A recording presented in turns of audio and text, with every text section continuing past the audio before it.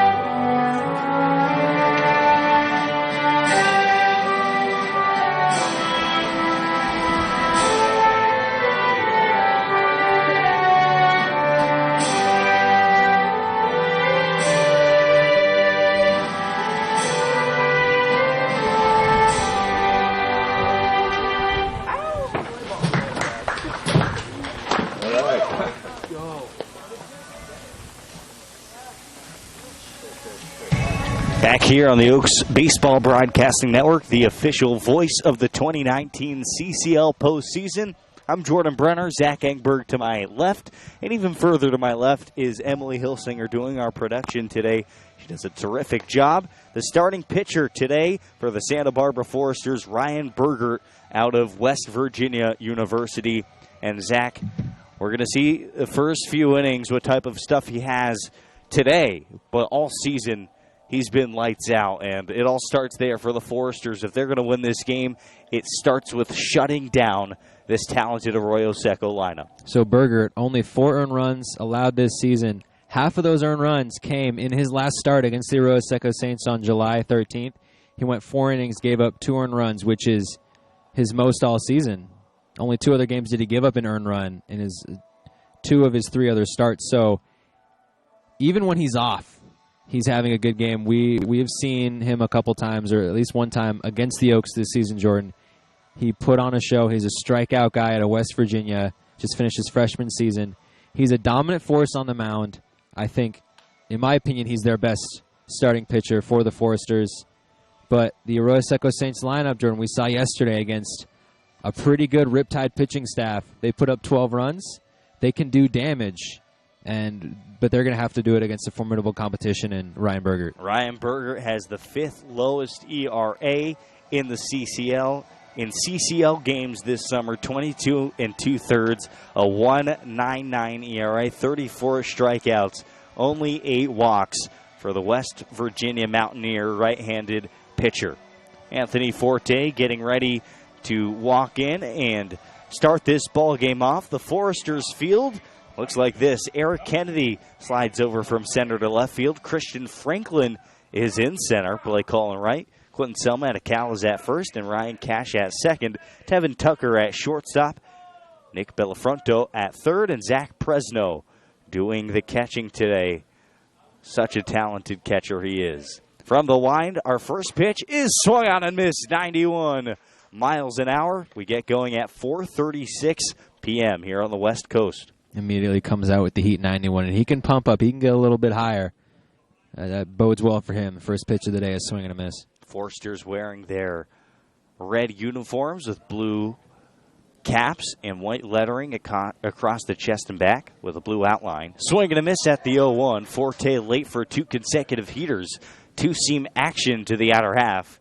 0-2. Got 3 umpires today. Bergert wasting no time on the rubber, and here's the pitch. Another fastball, 91. Elevates a bit more on this one, and it's fouled out of play. We appreciate you joining us. CCL championship game. Saints, they're looking for their very first CCL title, and the Foresters are trying to do what they set out to do every year. This one fouled back to the screen, and there's that extra tick of velocity, 93 on a fastball. And in a big game setting like this, you're going to see pitchers reach back and throw a bit harder than they usually do. All that adrenaline going through them right about now. 0-2, another heater. 93 misses outside. A ball and 2 strikes. For Anthony Forte, he's hitting .311 this year with 17 singles, 9 doubles, a triple, and a homer. Breaking ball, backdoor, and it misses just by a bit. 82, and it's 2-2. Pretty good crowd on hand here at Sparky Anderson Field in Thousand Oaks. 2nd consecutive year the CCL playoffs have been right here in Thousand Oaks.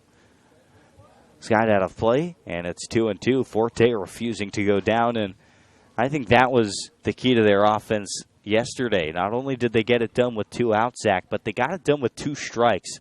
Refused to go down to, the Riptide pitcher's secondary stuff. This one chopped out to second. Ryan Cashfield, sidearm toss, beats Forte by 2 steps for out number 1. And next up will be Morgan Allen, the second baseman. The Saints did a great job of taking advantage of mistakes by the Riptide 2 different times, once in the first, once in the 5th. A 2-out error from the left side of the infield allowed them to get more batters, more runners in later that inning. 2 big assists of the day, a 2-run double from Pete Turkay in the first and a bases-clearing double by Anthony Forte in the 5th. big part of why they won. Kick in the first pitch. Front door breaking ball just a bit inside, 72. So we've already seen curveball, slider, fastball from Berger. All have sharp breaks, and all are plus pitches for this level. Fastball skied out to straightaway center field. Wynn knocks it down. Franklin back, and he makes the catch for out number 2. Saints were also retired for the first 2 batters in yesterday's top of the first inning. But they finished out the first with a walk, a reach of an error, a 2-run double, and a single. So they scored 3 runs with 2 outs in yesterday's first, and here comes Drew Cowley. Attacks the first pitch and fouls it back to the screen, 0-1. Orange County Riptide for the first time in 2 years not in the CCL championship game. Change-up called a strike, 0-2, and if he has that in his back pocket working today, Zach, it could be a very long day for Arroyo Seco Saints hitters. We've already seen 4 nice pitches from Berger, but that changeup can be disgusting. Swing and a miss, 94, strikes out Cali, and is through a 1-2-3 first. Dominant start to this game for Ryan Berger, and the Sturs are back in the dugout. No runs, no hits, no errors, none left. Trevor Beer out from the dugout to match what Berger did right after this. Stay with us. CCL Championship game on the Oaks Baseball Broadcasting Network.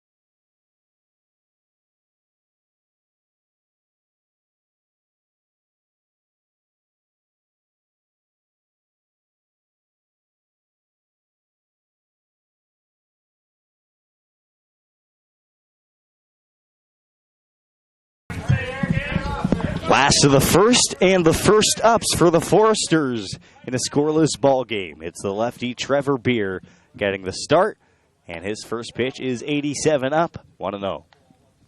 Eric Kennedy, the hitter for Santa Barbara, playing left field today. One of the best hitters in the CCL.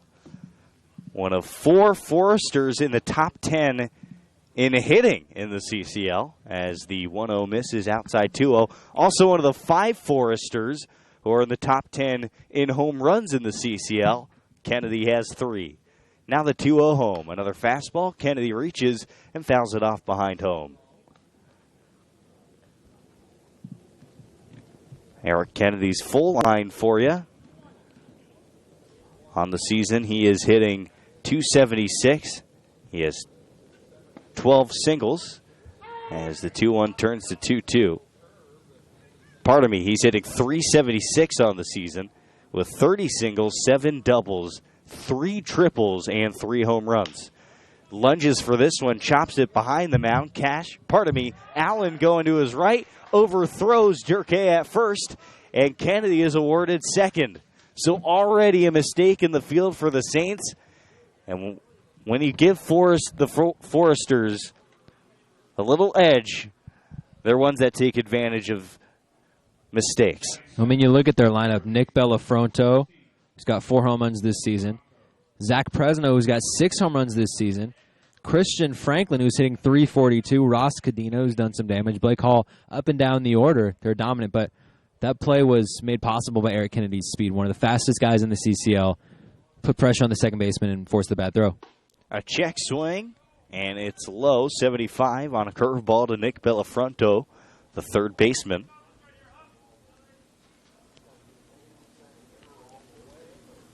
Bellafronto's hitting .318.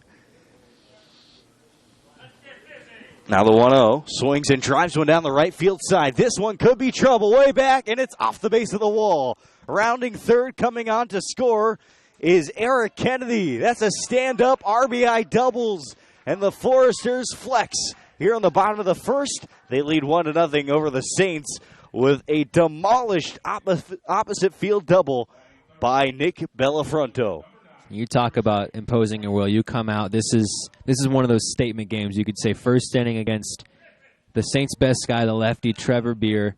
You come out with this lineup and you say, we're going to take advantage. No outs, already forced an error, already a run across, and you just get to the third batter, it could get bad.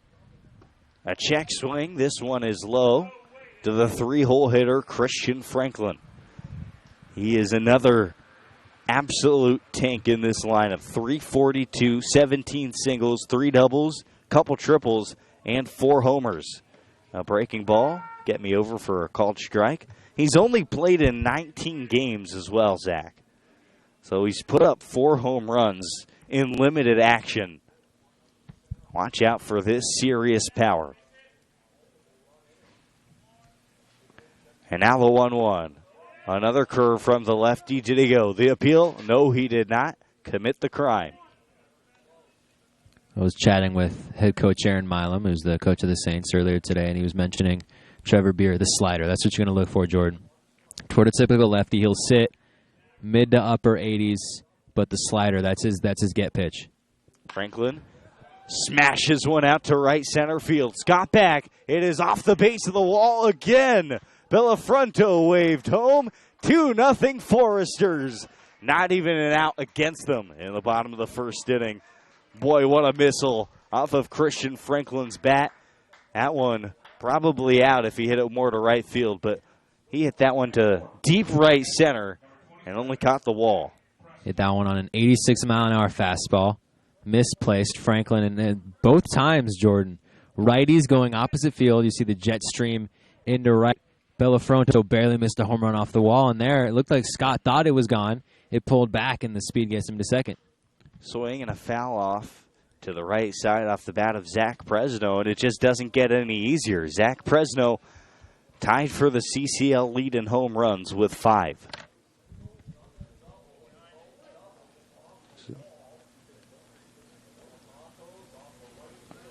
A long pause, the 0-1 home. Presno takes a strike on the slider, now 0-2.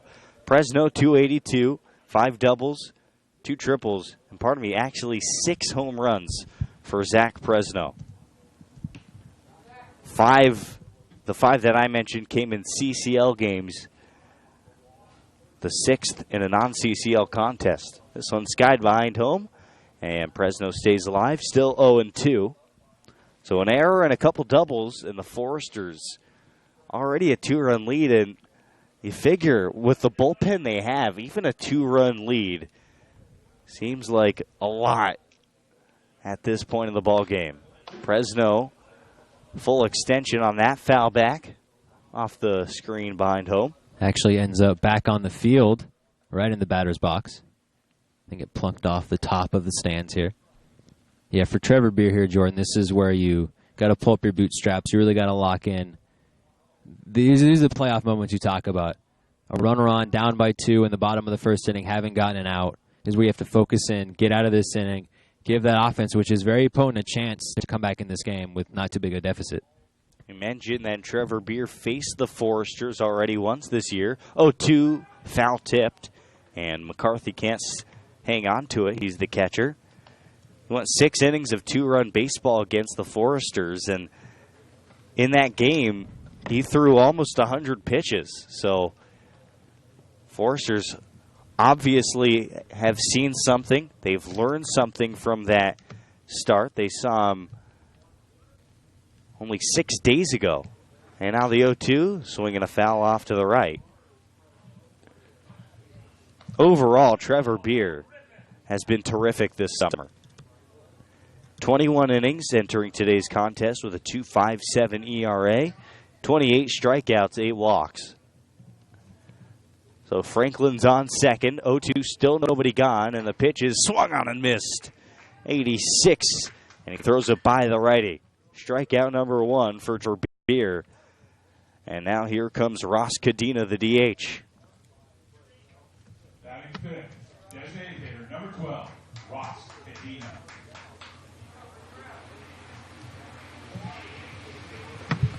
So the DH digs in from the right side of the plate with a runner on second and 1 out. Ross Cadena, no shortage of power. 3 home runs this season, 9 extra base hits, 15 RBIs. And a knack for hitting in clutch spots. This time, though, he lays down a bunt and pops it up foul over to the Saints dugout along the third base side. Saints opting to go with the same dugout they used in yesterday's 12-7 win. One of the main reasons they won that game yesterday, Zach, what Eli Riekman did in the middle innings after Cade Bullinger struggled against the tied lineup in the first 2+ innings. Starter came in for long relief, and he was their saving grace. He really was. Now the 0-1 from the southpaw stays away. A ball and a strike on a slider. Trevor Beer is pitching against his hometown Santa Barbara Foresters. That's right, he comes from UC Santa Barbara. 6'2", 191, bats and throws from the left side. Fastball just below the knees, 2 balls a strike. In his freshman year at Santa Barbara, he only threw 3 total innings. Gave up 4 hits and didn't give up a run. He struck out 3 batters in those 3 innings. 2-1, ripped. This is a base hit into right center field off the bat of Cadena. Cut off by Scott. Coming in and scoring easily from second is Franklin, and it's a 3-spot first for the Foresters. The hits don't stop. That's the third of the inning, and still only 1 out as Blake Call, the right fielder, comes in for his first ups.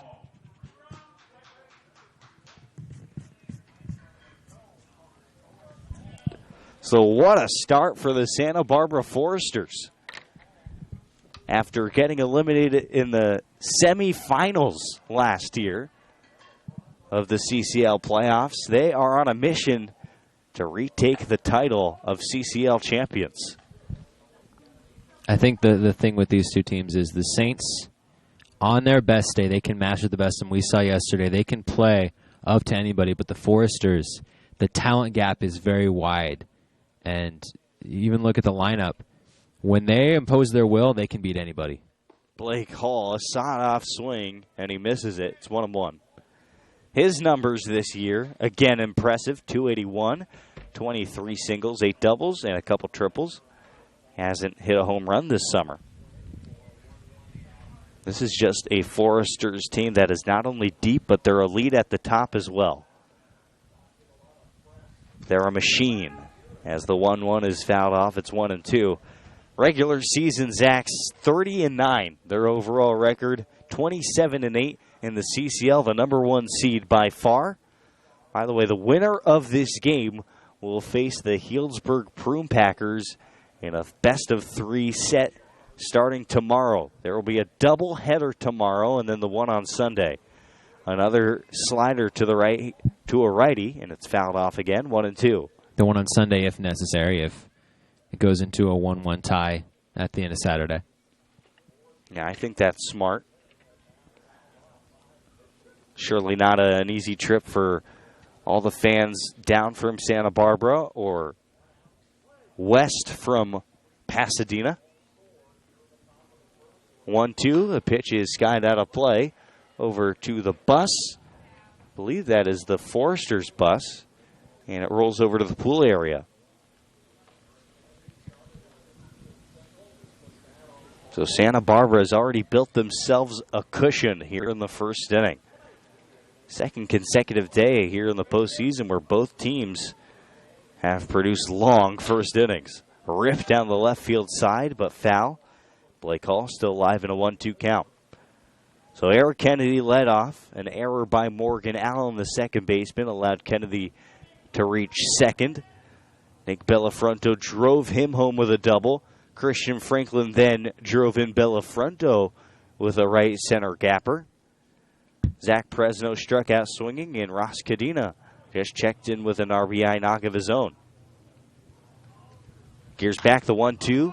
Hit well up in the air in foul territory near first base. Pete Durkay makes the catch on the cut of the warning track in foul territory. That's the second out of the inning. Now Quentin Selma, the first baseman. First baseman, number 34, Quentin Selma. And a lot of the season, Quentin Selma was right up there at the top of the order. You've seen him hit 3 a whole bunch. That's because of what he did at Cal this past year as an all Pac-12 guy. But this summer has really struggled hitting 188. Pops it way up in the air behind home near the press box. Should be in fair territory. And it is in and out of the glove of the catcher, Thomas McCarthy. It's a play that he'll tell you he has to make. That was in. And then, I don't know, maybe he just forgot to squeeze it. Ball falls to his feet, and it's 0-1. The path it was taking, Jordan, you saw I had my hand up. I thought it was coming right into our broadcast booth. That's a tough play. The sun is shining. It's bright out here. But, yeah, those are the plays where you make that play that ends the inning, and you'll look back, and maybe in the next pitch, Quentin Selma gets a double with his potent offense. You want to get that done. He's ahead of a slider, and he fouls it back, 0-2. The fact that Selma's in the lineup in a championship game it'll show you how much Coach Pintard believes in him. He's really just scuffled in a slump all summer, 11 singles, 4 doubles, a 188 average, and has only driven in 6. Fouls another back. He appeared in 20 games, and he had his fair share of plate appearances, 88 and 80 at-bats, which is still a top 9 number on the Foresters. Eric Kennedy leads this team with 36 games played this summer. And Quentin Selma strikes out swinging on a diving, dirty slider to the outer half to the lefty. Trevor Beer strikes out 2 in the first inning, but not before the Foresters make it known that they are the team to beat in the CCL. 3 runs on 3 hits, an error, and a runner left on first. We're through 1 full. We see Ryan Berger retake the hill after a quick break on the official voice of the 2019 CCL postseason, the Caneo Oaks Baseball Broadcasting Network.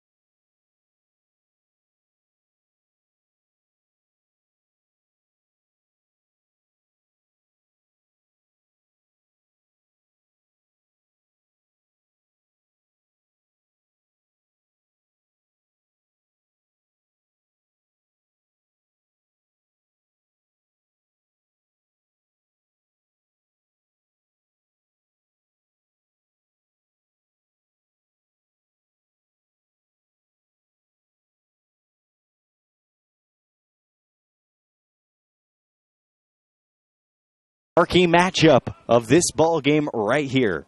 It'll be Ryan Berger, the terrific right-handed pitcher out of West Virginia, against Tom Lovano, a leading favorite to win the 2019 CCL MVP award. A first pitch breaking ball.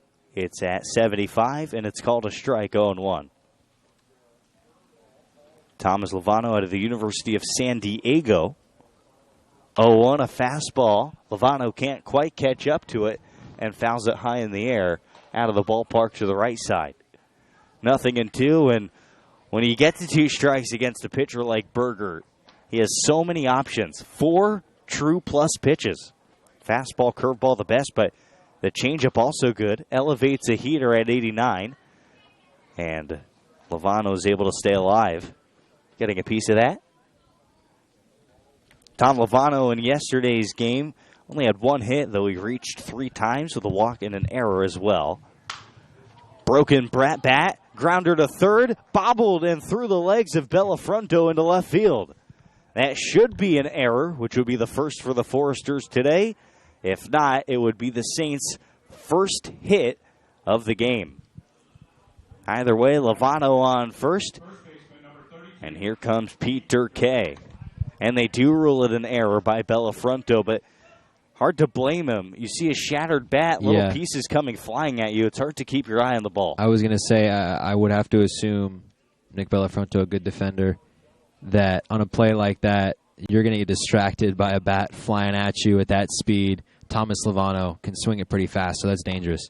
Pete Durkay is started off with a 2-seamer high, 1-0. Had a big day yesterday, a 2-run double in the first inning and was hit by a pitch. That double was absolutely scorched in the first inning. Came against DJ Sartorius. Swings and hits a high drive out to right field. This one chases Hall back about 2 feet shy of the warning track. He shields the sun and makes the catch for out number 1. Next up, Jason Gonzalez, the third baseman.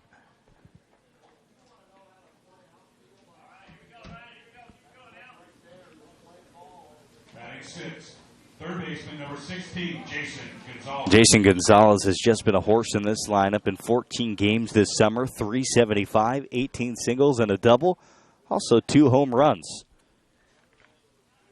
And in yesterday's contest, had a couple hits, including an RBI knock in the first inning to left field. Part of the 3-run Saints first. With a runner on first, 91 misses, and it's 1-0. So the Foresters brought 7 up in the first inning. The Saints are still up to bat here in the second with 1 out. They're only on their 6th hitter of the game. Lovano inches off of first. Not a huge threat to steal. 1-0 foul back, 1-1.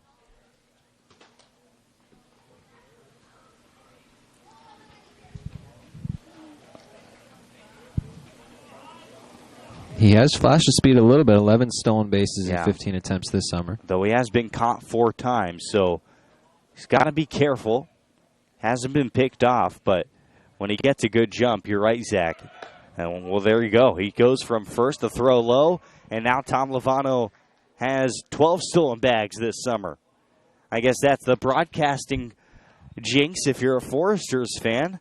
Now the Saints have a runner in scoring position, and Jason Gonzalez ahead in the count 2-1 against Ryan Berger. And this has to be awfully encouraging for Aaron Milam to just see any traffic on the base paths against a pitcher of Berger's caliber. Well, the Saints they can strike so quickly that you can turn a 3-run deficit into a tie game or a 1-run game just like that. Swing and a miss, 92 upstairs. 2 balls, 2 strikes. Evan Russell, the left fielder's waiting on deck. Wonder where Berger goes here. He's peering in for his sign from Zach Presno. Berger, not only has he been nasty in this summer season, he was just filthy at West Virginia, too, in the Big 12. Fastball tries to locate, and he can't pink on a 93-mile-an-hour fastball. That one misses millimeters outside, and the count is full.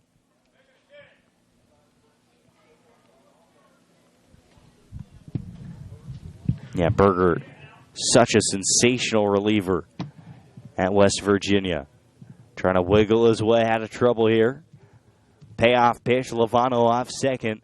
Gonzalez, the hitter, waits, swings, and fouls this one off high in the air to the right side. And we'll do 3-2, part 2.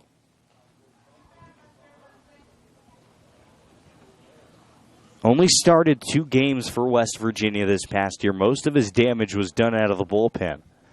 But he did damage, Jordan. Oh, goodness, did he. 1.85 ERA in 34 innings, 38 strikeouts, only 8 walks. Full count pitch, breaking ball, another broken bat. Grounder behind the runner to Tucker at short. His throw to first gets Gonzalez by a step for out number 2.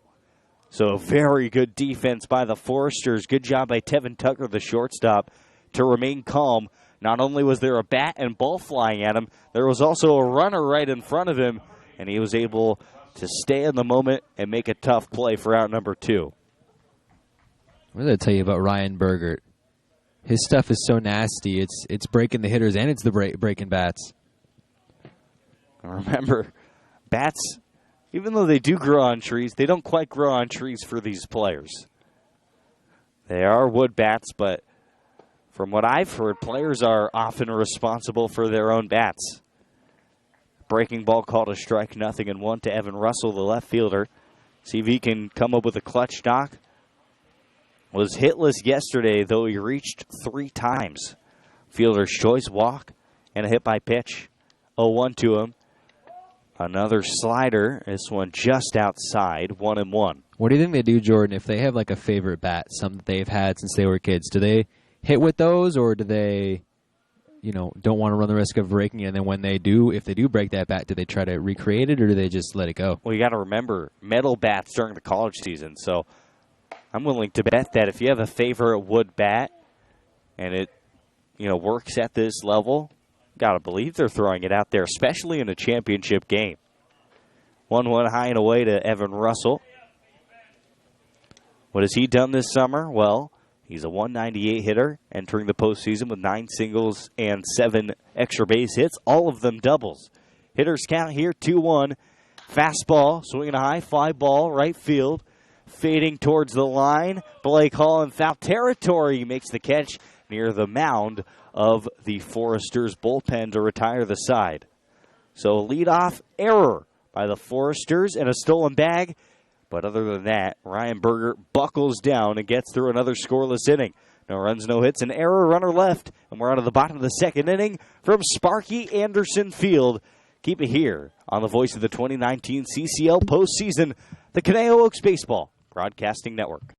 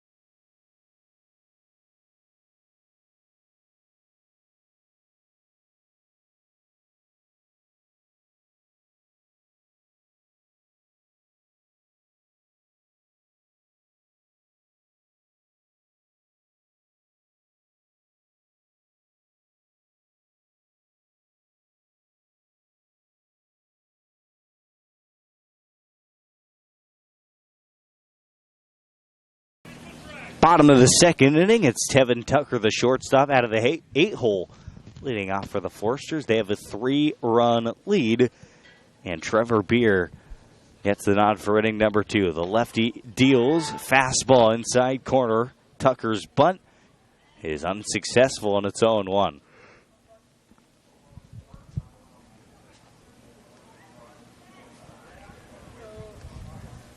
Now the 0-1 pitch, swinging a high fly ball, right side. This one's going to get out of play. For Tucker this season, 209, 11 singles and 4 doubles, is a home run. His best tool is his speed. He has 13 bags stolen on the summer. Good for second on the roster. Fouls this one straight back. He's only been caught twice. And he's been picked off twice. He's also had 3 bunt singles. Backdoor slider. See you later on a called strike 3. That's the 3rd strikeout for Trevor Beer. And there's one away in the second. And there's that slider I was talking about, Jordan. That's his out pitch. That's his go-to pitch. If he's going to be successful going forward, the slider has to be working, and it worked there. Ryan Cash out of the 9-hole. 232, which is way better than what it was early in the season. And there's a clean single on the first pitch he sees. Lines it through the hole of the left side, and he's on base. And he's another base-stealing threat at the bottom of this order. The speedy second baseman is on with one out in the second. He has 10 steals on the summer and 13 tries, which is third on the Foresters roster. And we're back to the top of the order. Here comes Eric Kennedy. He reached on an error in the first and takes 73. That stays in. 1 ball, no strikes. Trevor Beer had a storied high school career at Crescenta Valley High School under head coach Phil Torres. Checks first. 1-0 pitch. Front door on a slider, and that's called a strike as well. 1-1.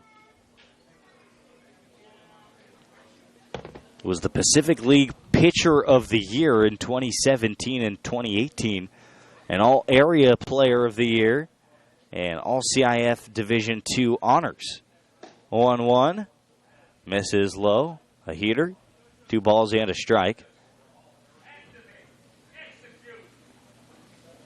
Went 7 innings and struck out 6 in a second-round win in the CIF playoffs. Swing and a miss at the 2-1. Cash goes from first and slides in feet first for steal number 11 on the summer. Another runner in scoring position for the Foresters. That looked like a hit and run for Bill Petard, but Ryan Cash got such a good jump that it didn't even matter. It seems like early on today they've had a revolving door of guys heading through second base, third base, runners in scoring position. And Ryan Cash, speed on the base paths. Eric Kennedy, dominant hitter, also has some speed. Count even at 2. Kennedy grounds one fouled on the first base side. Durkee fielded it with his glove right behind the bag. I believe for a moment he thought that was a fair ball, but instead we'll do 2-2 again. Already a 3-0 lead here in the CCL championship game. Thanks for joining us on the Oaks Baseball Broadcasting Network.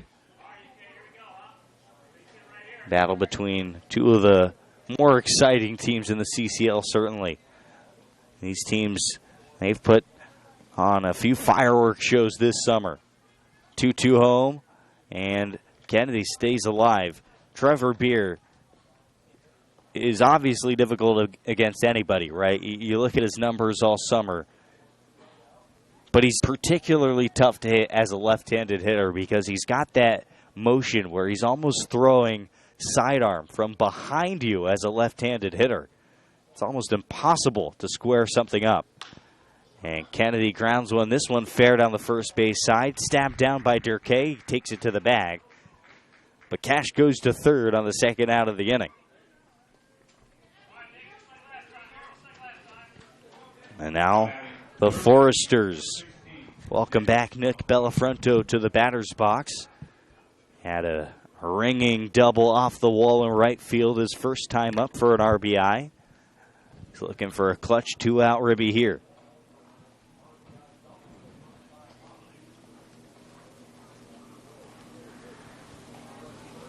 Gears back and fires. The first pitch is swung on and missed.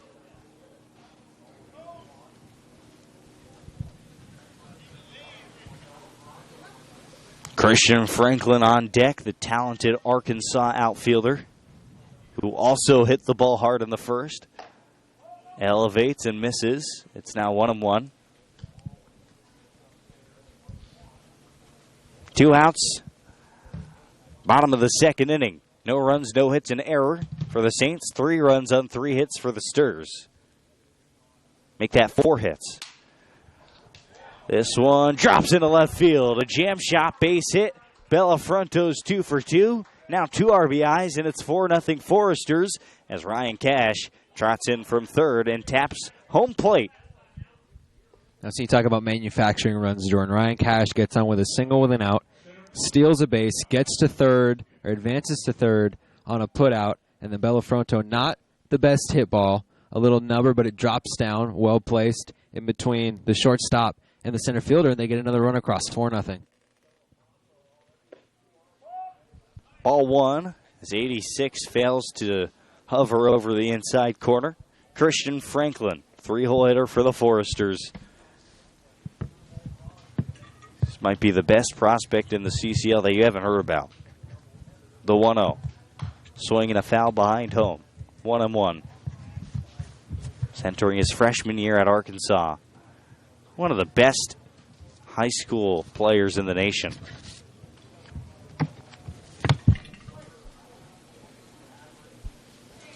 One ball, one strike. Swings in, grounds this one to shortstop, bobbled by Cali, and everybody's safe. The second error in as many innings for the Saints, and they give Zach Presno a chance to redeem himself after striking out swinging in the first inning. That could turn out to be a costly mistake. This is the same thing with the Riptide yesterday. You cannot let an offense like the Foresters continue to hit. You cannot let innings extend. You cannot let any one single batter have any more opportunities. You cannot make those errors, and they've already committed 2 today, and it's come back to cost them 4-0 in the second. 2 on, 2 outs. Swing and a foul way up in the air to the right side.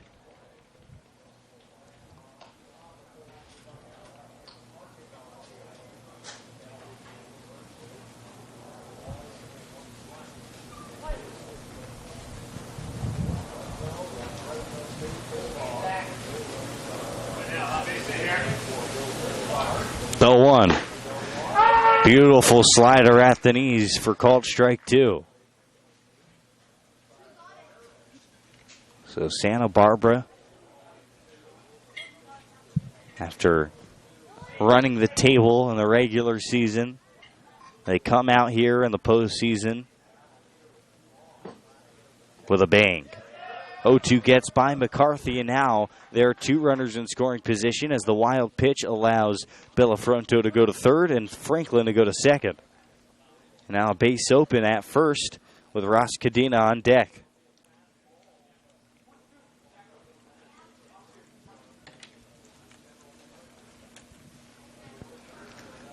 Big spot here for Trevor Beer. 1-2. Bellafronto on third, Franklin second. Fastball just barely misses, and it's 2-2.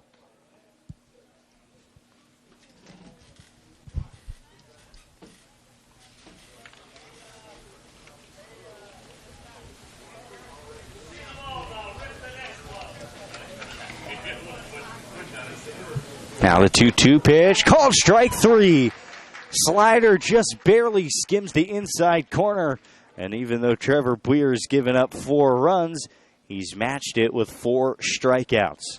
In the inning for the Foresters, they get 1 run on 1 hit, 1 error, and they leave 2 runners left on base. Third inning after this. Stay with us. CCL championship game right here on the Conejo Oaks Baseball Broadcasting Network.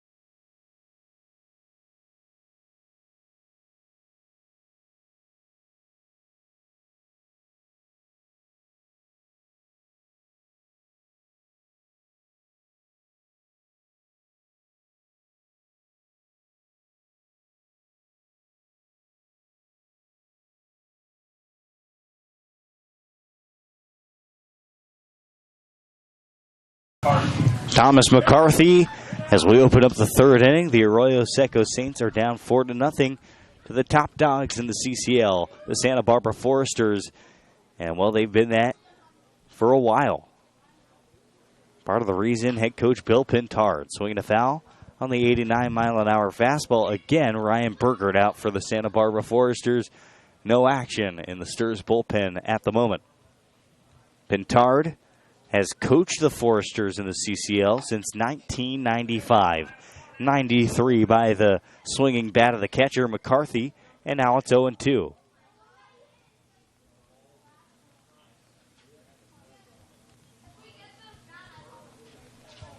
Tom McCarthy, 288, 14 singles and a double this summer. 0-2 misses, it's now 1-2. And in yesterday's game, McCarthy reached 3 times, once on a walk, once on an error, once on a single. He scored all 3 times he reached base. The 1-2, fastball away. 2 balls, 2 strikes. Bill Pintard, of course he cares about winning CCL titles. He's had a number of those. He also cares a lot about the NBC National Championship in Omaha, the National Baseball Congress World Series. 2-2 high, and the count is full, 3-2. Pintard, of course, the Yankees scout here on the West Coast. Mostly does his scouting here in California, though. 3-2, curveball misses. Ryan Burgert disagrees, and he walks his first batter today. McCarthy is on first with nobody out, and here comes the 9-hole hitter, Christian Scott. Center fielder number 12, Christian Scott. Scott provided a jolt to the bottom of the order yesterday, reaching 3 of the 4 times he came up. Officially, though, he was 1 for 2. He scored 3 runs, walking twice, both in the 5th and 7th, and singled to center in the 1st. Bunts one foul, it's 0-1.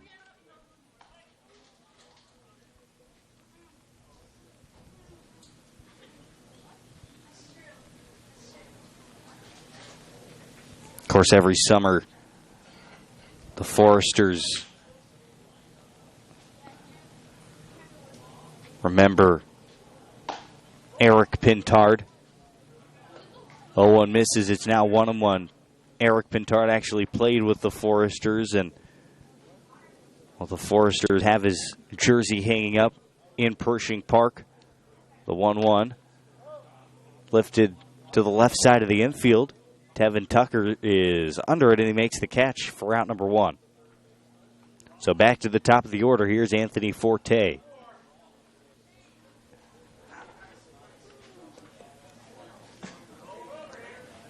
Now batting, right fielder number 2, Anthony Forte. Of course, Eric inspired the Foresters to become advocates for children with cancer. We run a program every summer called Hugs for Cubs, which includes both hospital visits, outings. For Bill Pintard, he calls it a passion. And it's something that keeps him going every day. Low and inside on a heater, it's 1-0 to Forte. Again, he drove in 5 yesterday. Plenty of room in right center. We know he's got gap power out there.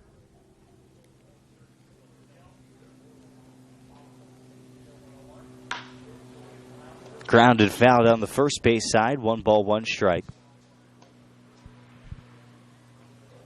Eric was pitching coach even when he was in a wheelchair.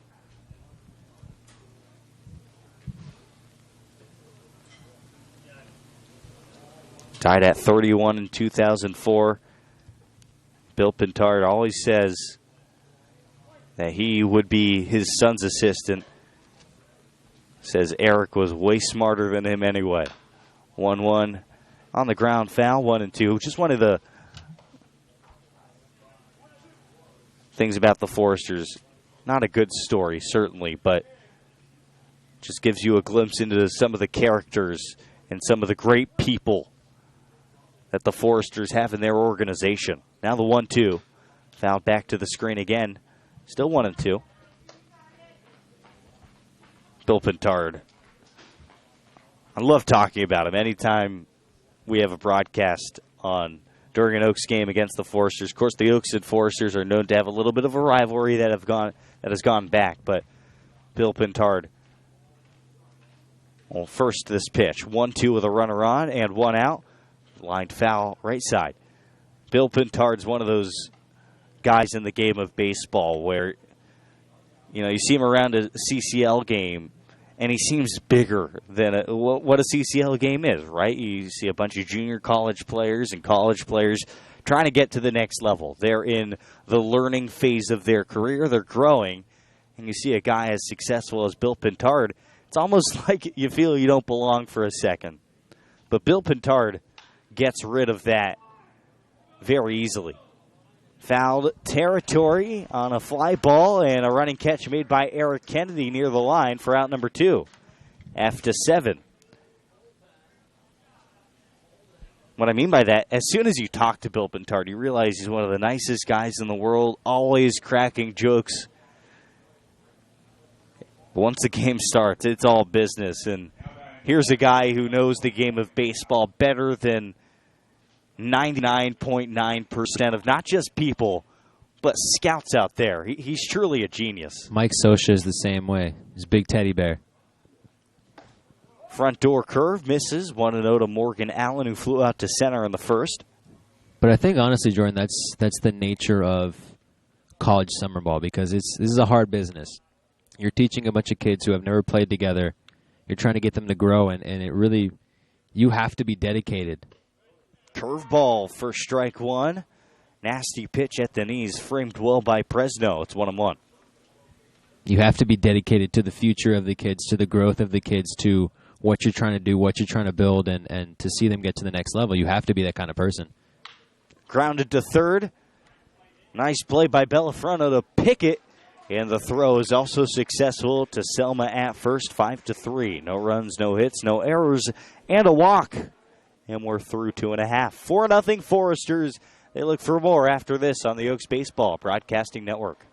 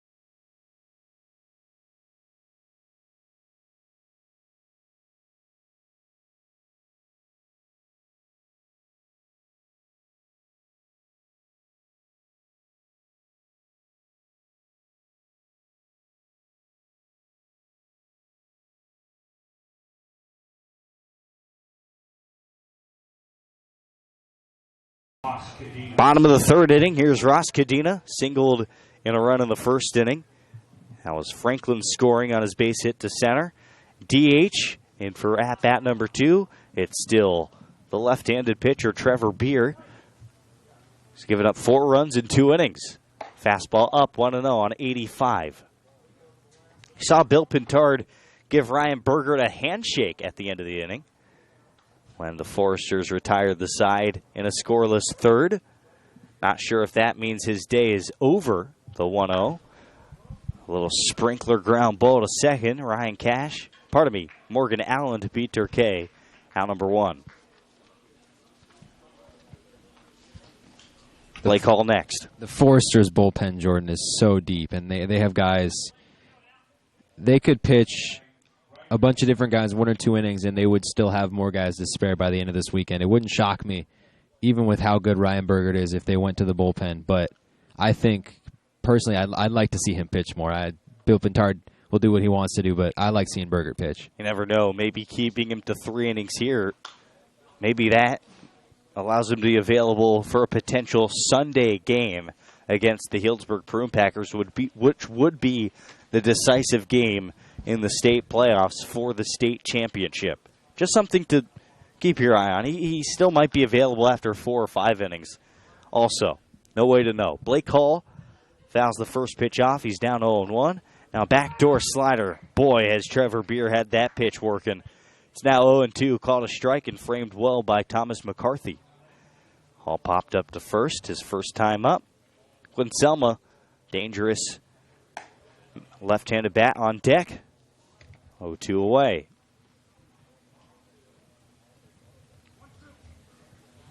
Of course, Quentin Selma on deck participated in the Collegiate Home Run Derby this season. Slider away, off the plate, 2-2.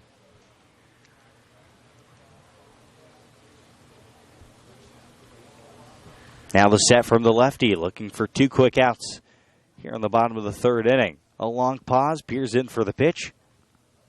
Winds and fires. Ripped down the left field line. That's a fair ball. That's hit number 6 for the Foresters. It rolls all the way to the wall. A stand-up double as the ball is now thrown back into the infield where Jason Gonzalez, the third baseman, has it. And that's a 1-out double for the Foresters. They're looking for at least 1 run in their 3rd straight inning.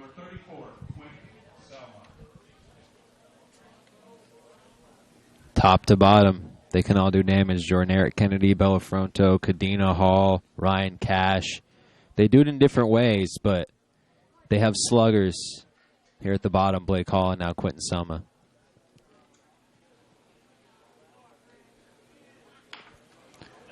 Selma lays one down to the third base side. Gonzalez picks it with one hand, and he can't make the play. Both runners safe. Selma, that's one way to break a slump. Lays down a beautiful bunt and reaches first. Hall to third. Runners on the corners for Tevin Tucker.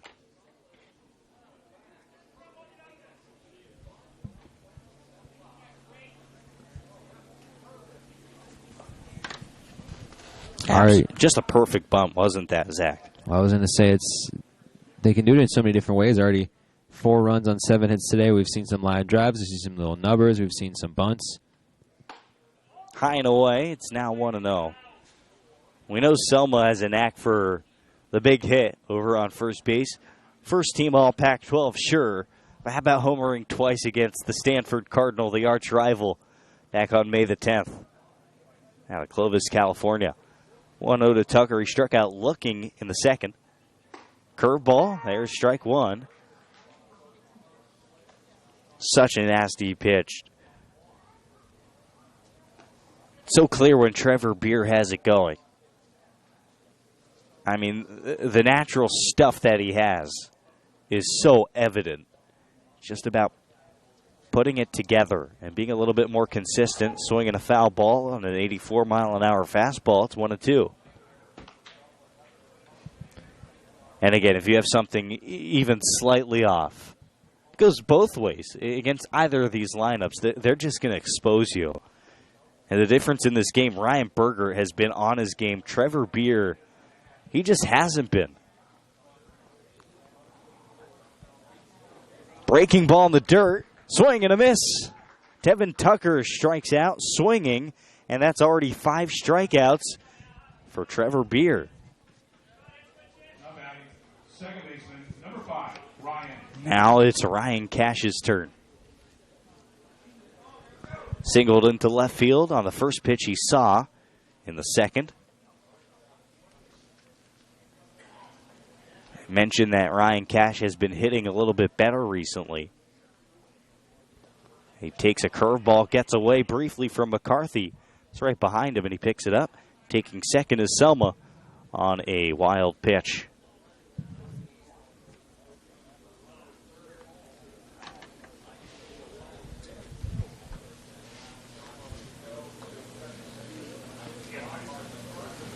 For Ryan Cash, he's had 4 hits his last 3 games.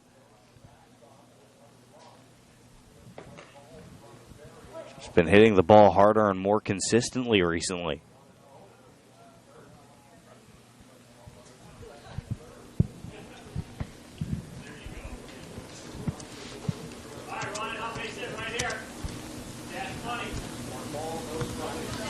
Extended his hitting streak to 5 today. Called a strike, outer half, 1-1. Borderline pitch that goes the Saints' way.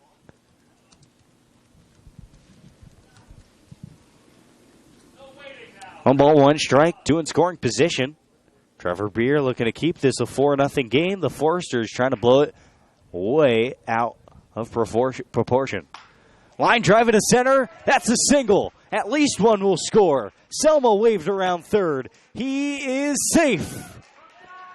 2 out, 2 RBI single for Ryan Cash, and he's 2 for 2. It's a 6-0 Santa Barbara lead.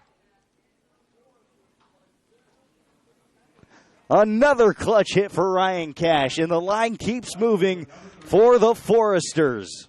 You talk about when your number 9 hitter is coming out, 2 outs, bottom of the third, and he's putting up hits like that. That's how deep this lineup is. Ball is taken by Eric Kennedy. He is 0 for 2, reached on an error in the first and scored and grounded out to first. His second time up in the second. 1-0, a bit outside.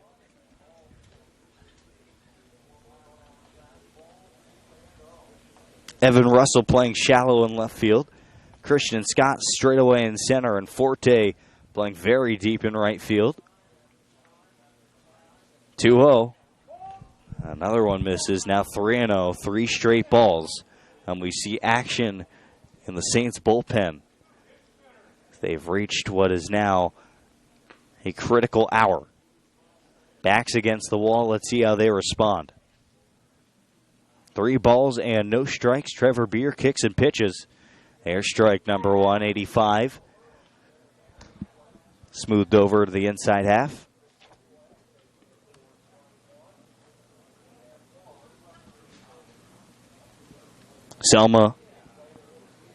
Kennedy ready from the left side. Runner goes from first. Cash steals it, standing up. That's his second stolen base today. That's just going to be ball 4. So no stolen bag awarded. Kennedy walks and is on for the second time today. And Nick Bellafronto, 2 for 2. Halfway to a cycle with a double and a single. And 2 RBIs. Aaron Milam out from the dugout. Hull Infield joins the mound visit. And we'll see if this is the end of the line for Trevor Beer. Milam now 3 steps away from the hill. And he takes the ball from his lefty. That'll do it for Trevor Beer. And we'll take a quick break. The Foresters threatening here in the third, already up 6-0. Ryan Cash on second. And in comes a righty from the bullpen. Keep it here. Plenty more baseball on the official voice of the 2019 CCL postseason, the Conejo Oaks Baseball Broadcasting Network.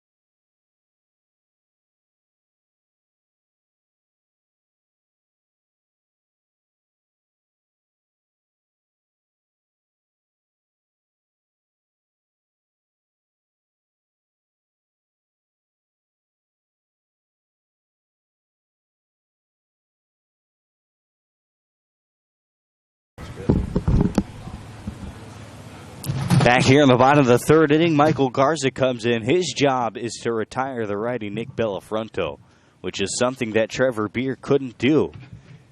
In fact, Bellafronto, both times he's reached, it was on hits. 2 for 2, double single, and 2 RBIs. Now hits with Ryan Cash on second. Foresters up 6. Garza, the righty, kicks and offers the first pitch, 90 for a strike at the knees. Trevor Beer, not his best. In fact, one of his worst. 2 2/3, 8 hits and 6 runs. Walked a batter and struck out 5. Now 0-1.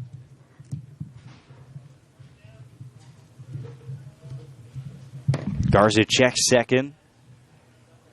Into the wind, and he hits Bellafronto on the back with a hanging curveball. So a hit by pitch, the first batter he sees, and it doesn't get much easier. Here's Christian Franklin, ripped, and I mean ripped, a double in the first inning. Also reached in the second on an error and has scored a run today. Trevor Beer, his slider was working. Really nothing else was working all day.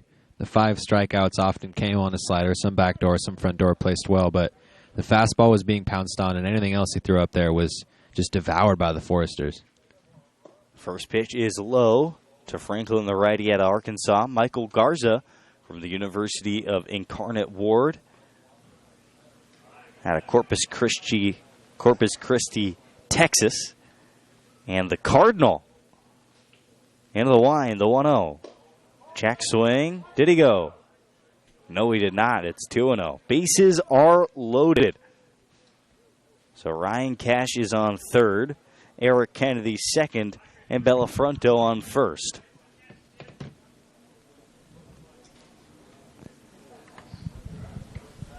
The righty deals 91, a mighty rip and a mighty miss. It's 2-1.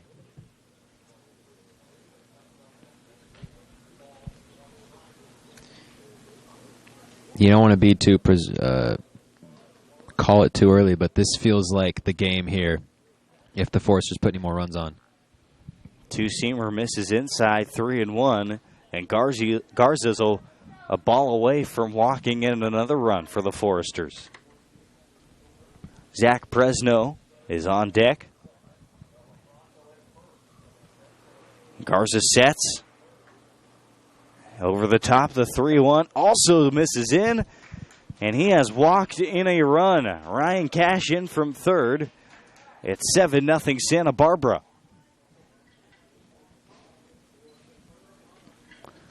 Brutal inning for the Saints.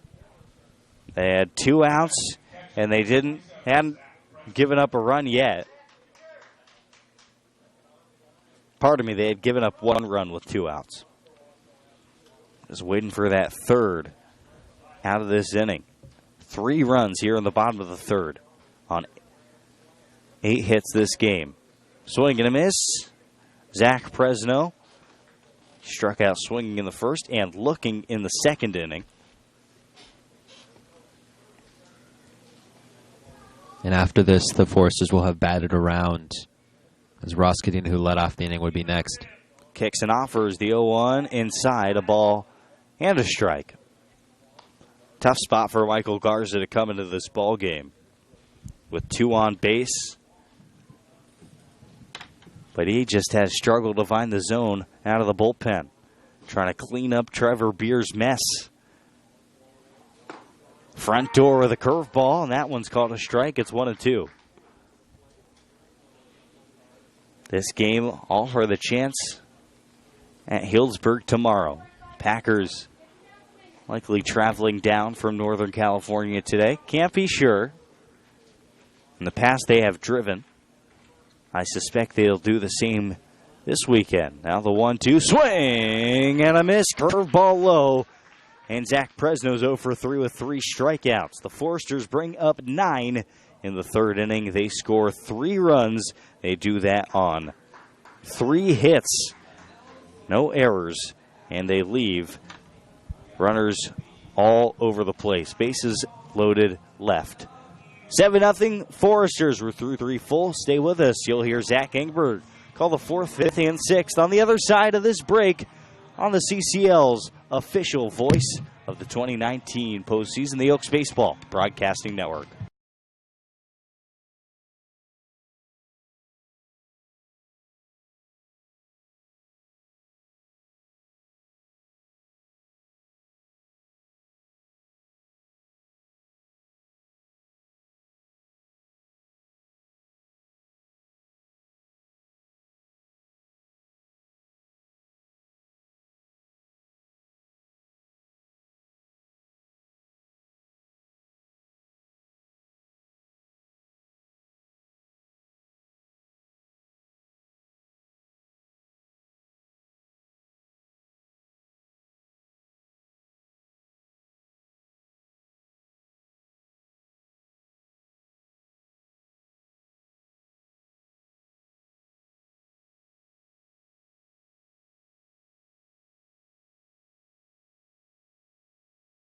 Hold on.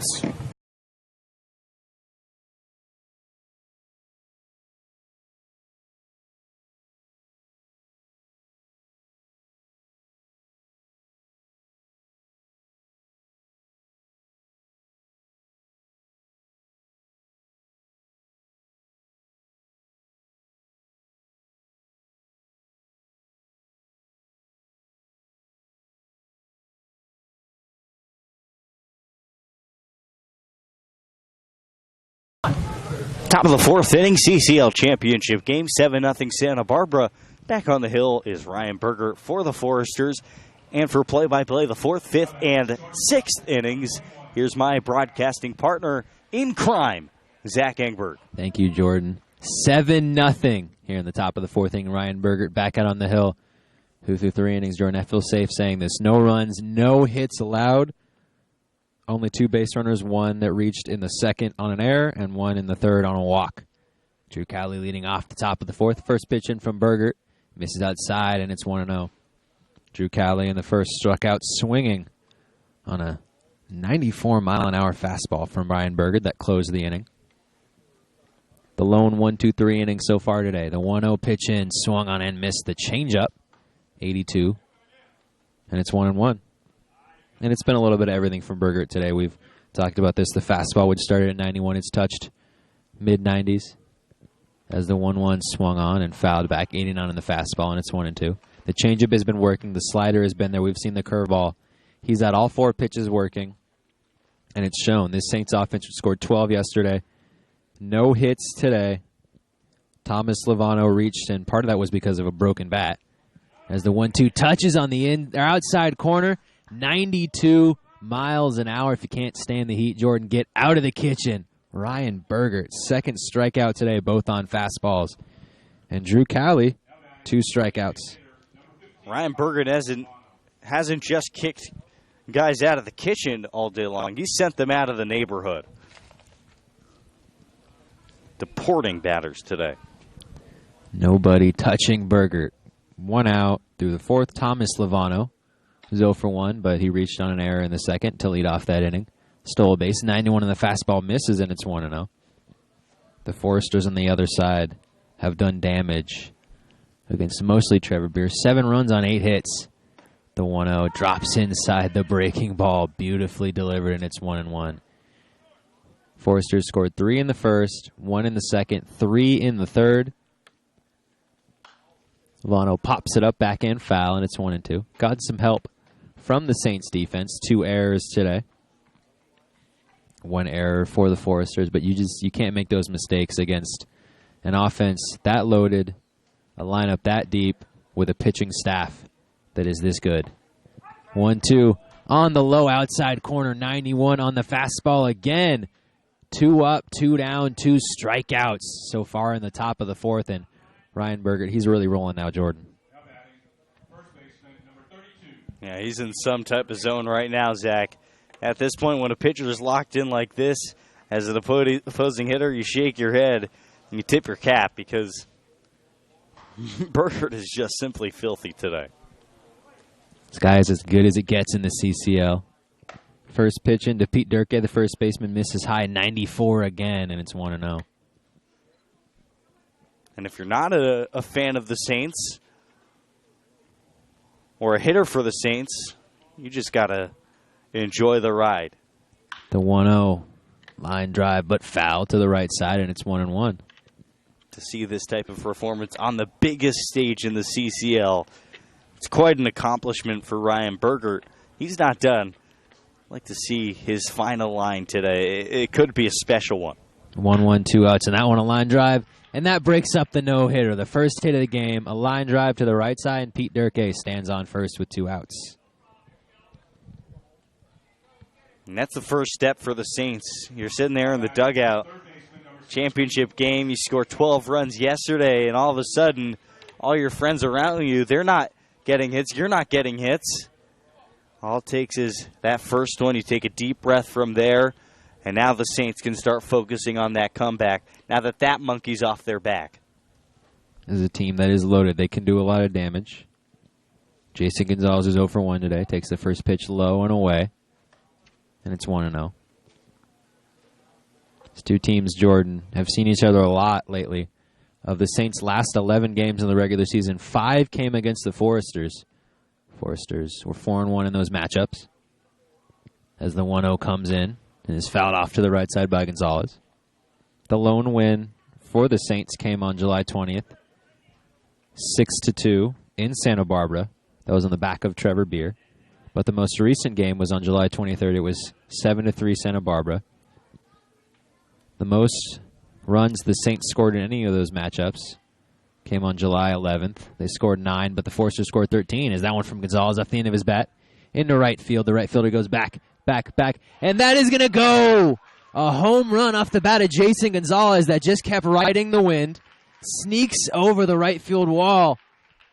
And the Saints are on the board, 7-2. A 2-run bomb from Jason Gonzalez. He stomps on home. That's a big fly, but really sneaky one, Jordan. That reminds me of, you talk about a guy like Aaron Judge in Yankee Stadium, the short right field porch, a fly ball that just keeps carrying, and before you know it, 2 runs are on the board. It's a big hit for the Arroyo Seco Saints, Zach. Down 7-0 against this pitching staff, against this pitcher, and against this bullpen. That's a tough hill to climb, but it all starts with something like that. Could that be the ignition for the Arroyo Seco Saints? We'll see. So a 2-run homer for Jason Gonzalez makes it 7-2. It's a 5-run game. Evan Russell up to the plate, 0 for 1 today, takes the first pitch inside, and it's 1-0. And that curveball drops in. Boy, oh boy, that's a beautiful curveball, and it's 1-1.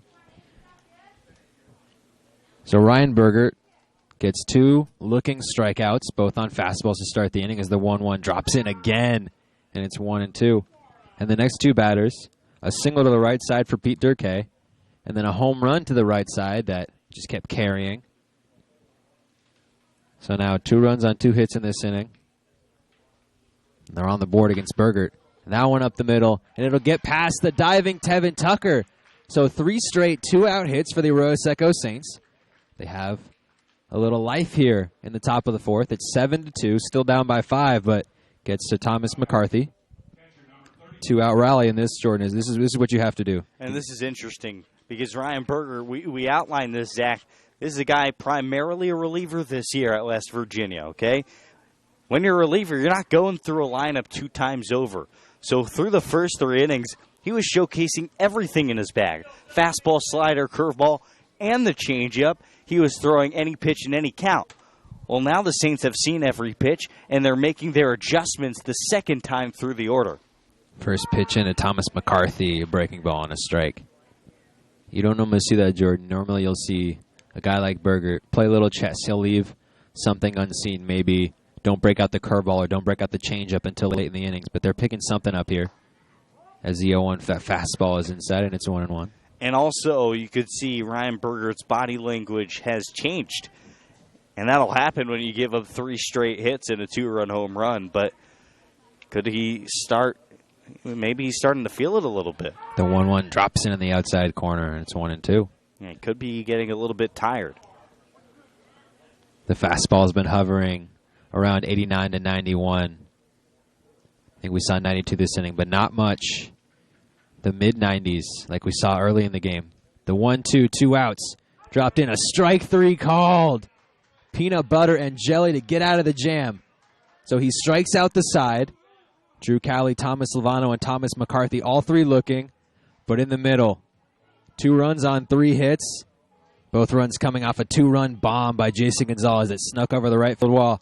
And it's 7-2 as we head into the bottom of the 4th inning. Keep it right here on the official voice of the CCL playoffs, the Oaks Baseball Broadcasting Network.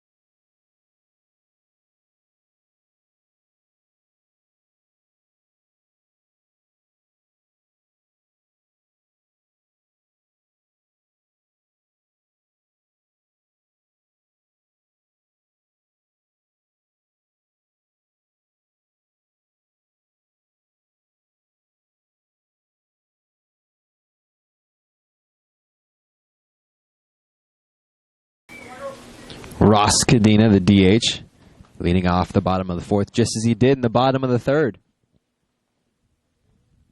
It's 1 for 2 today. Had an RBI single in the 1st that drove in the 3rd run of the game. First pitch in, he takes low and inside, in and on the fastball from Michael Garza, and it's 1-0. Garza came in with 2 runners on, 2 outs in the bottom of the 3rd. He hit Nick Bellafronto that loaded the bases as the 1-0 is fouled off to the right side. And it's 1-1. He walked Christian Franklin, which scored a run. And then he struck out Zach Presno swinging. And that closed the frame. So he got an out. Although that run that he allowed was allotted to Trevor Beer. The 1-1. It's high and it misses, and it's 2-1.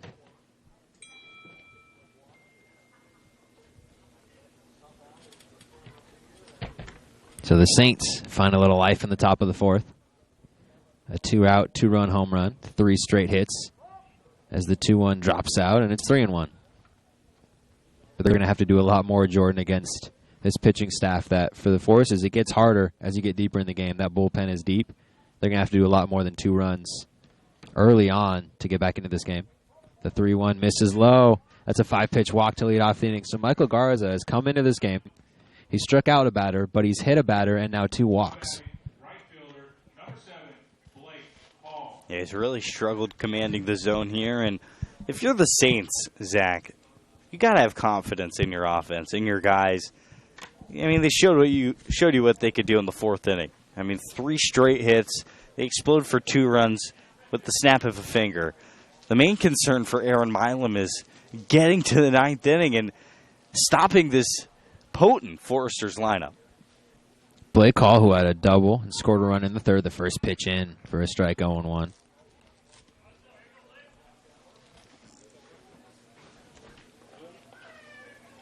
That was his 9th double of the season and his 27th run for Blake Hall. Was part of a 3-run 3rd. 2 runs came off the bat of Ryan Cash, who's batting 9th in the order. Had a single with 2 outs in that inning. The 0-1 into Hall breaks outside, drops low, and it's 1-1. Ross Cadena, not much of a threat to run at first. 1 stolen base on 2 attempts, so he was caught once. We see Bill Pintard use the hit and run all the time. We'll see if he does it here. 1-1. Hall takes the breaking ball that stays up and in, and it's 2-1.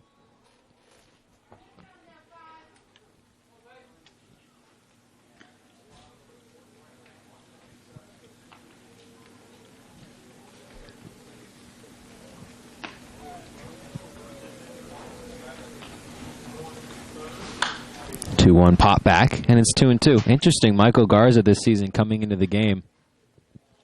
29 strikeouts and only 4 walks in 23 2/3 innings pitched. And already today in only 1 out recorded, 2 walks and a hit batter. Might be a case of little jitters. It's a big stage. CCL championship game. 2-2. Driven into left. It goes back at the track, at the wall. And it will sneak in. A 2-run home run for Blake Hall. He sent that one to the hills in left field. So the Santa Barbara Foresters rebound off a 2-run top of the 4th with a 2-run shot themselves and make it a 9-2 game. Once again, they have a 7-run lead. Is what the Foresters do, Jordan. They don't stop scoring, and you talked about it. The Saints can't get the break that they need. Get 2 runs in the top of the 4th, immediately let those 2 runs back, and there's still no outs here in the frame. That is not an easy thing to do, Zach. For those who don't follow the Oaks all summer long, here at Sparky Anderson Field, you really got to get it in order to hit it out to left field. Strike 1, by the way, to Quentin Selma, the left-handed hitter. Pardon me, that's going to be called a ball outside. Straight through the wind. That one, a low laser beam right down the line for a homer. The 1-0 misses outside, 2-0. Yeah, you really have to cut through the air, and that certainly did. A line drive right down the left field line that snuck out right over the foul pole, or right to the right of the foul pole. It's 2-0. Misses, and it's 3-0. Garza continuing to struggle with his control. He walked in a run in the 3rd, and now walked a run and has given up a home run to Blake Hall. 3-0 count now, 9-2 Foresters lead. The 3-0 misses outside. 2nd walk of the inning, 3rd walk of the game for Michael Garza, who had only walked 4 coming into today all season. And it gets to Tevin Tucker, who is 0 for 2 today with 2 strikeouts.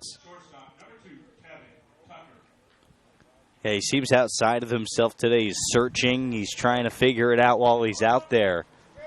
But unfortunately, his leash is going to be very short in a title game. Already action in the Saints bullpen. It wouldn't shock me if Michael Garza's pulled if he makes one more mistake. Has only recorded an out today. A hit batter, 3 walks, and a hit allowed. That one in there for a strike. That was needed for Garza, and it's 0-1. Get me over fastball at 85. So the Foresters leading 9-2, 9 runs on 9 hits and error. The Saints 2 runs on 3 hits, 2 errors. Have now scored a run in every inning today. That one misses low, 1-1. Scored 3 in the 1st, 1 in the 2nd, 3 in the 3rd, and now 2 in the 4th. The Saints only have 2 runs today. That came on 3 straight hits. The lone 3 hits they have today, that came with 2 outs against Ryan Bergert. 1-1, no outs in from Garza. Swung and missed. The breaking ball drops out. Swung through by Tucker, and it's 1-2. Good pitch for Garza there. He's got to continue to keep that momentum going. The off-speed pitch has been sharper than the fastball. Once he gets command of that fastball, he could rebound in this game. Maybe too little, too late. The Foresters and their dominant pitching staff, 9-2. That one back to Garza, 1 to 6 to 3. A double play, a big double play. So it goes from 1 runner on, no outs, to no runners on, 2 outs. Nice play from the defense. And it gets to Ryan Cash. And this will tell you something, Jordan. Every single batter after Ryan Cash in this Foresters order today have already recorded 3 at-bats in the first 4 innings. How about this Foresters offense, Zach? An offense that I was critical of this summer outside on a first pitch heater, especially for the level of talent you see in this lineup. There were times that this lineup, 1 through 9, underachieved. against some of the poor teams in the CCL. I mean, they lost to the Academy Barons in Compton earlier this summer, as the 1-0 also misses outside, now 2-0. But to their credit, they have showed up, plus some, for the postseason, and they deserve nothing but credit for what they've done, scoring in every inning against the Saints in a championship game. Quite a feat. 2-0 inside for a strike, and it's 2-1. We saw yesterday's game, Jordan, was a long one. We had already passed an hour and had barely gotten through 2 innings. Another long one so far today. Still in the bottom of the 4th, 2 outs, and we've passed around an hour and a half tonight. Ryan Cash takes 2-1, low and away, and it's 3-1. And as you mentioned, Jordan, it's been everybody. Trevor Beer, who was second on this Saints team in ERA with 2.57, had only allowed 6 earned runs all season, came in today and allowed 7 to the Foresters. Michael Garza gave up a 2-run shot, has walked 3. The 3-1 misses outside, has walked 4. After that walk to Ryan Cash. At this point, nothing's coming easy to the Saints. They get a little momentum back. 2 runs in the top half, and that's only short-lived. Michael Garza has really struggled finding the zone. He looks like a shadow of himself from what he was in the regular season. This Foresters lineup has chewed him up and spit him out. And 1 inning of work has matched his walk total from the full season. Is back at the top of the order. Eric Kennedy takes the first pitch in for a strike, 0-1. Kennedy rocking the gray long sleeve undershirt today. It was a hot day in Thousand Oaks. The whole LA area actually. It's the 0-1. Kennedy just gets to it and fouls it off, and it's 0-2. But it's cooled down. Here's Spark Anderson. Nice night for some championship baseball. 0-2, 2 outs to Eric Kennedy.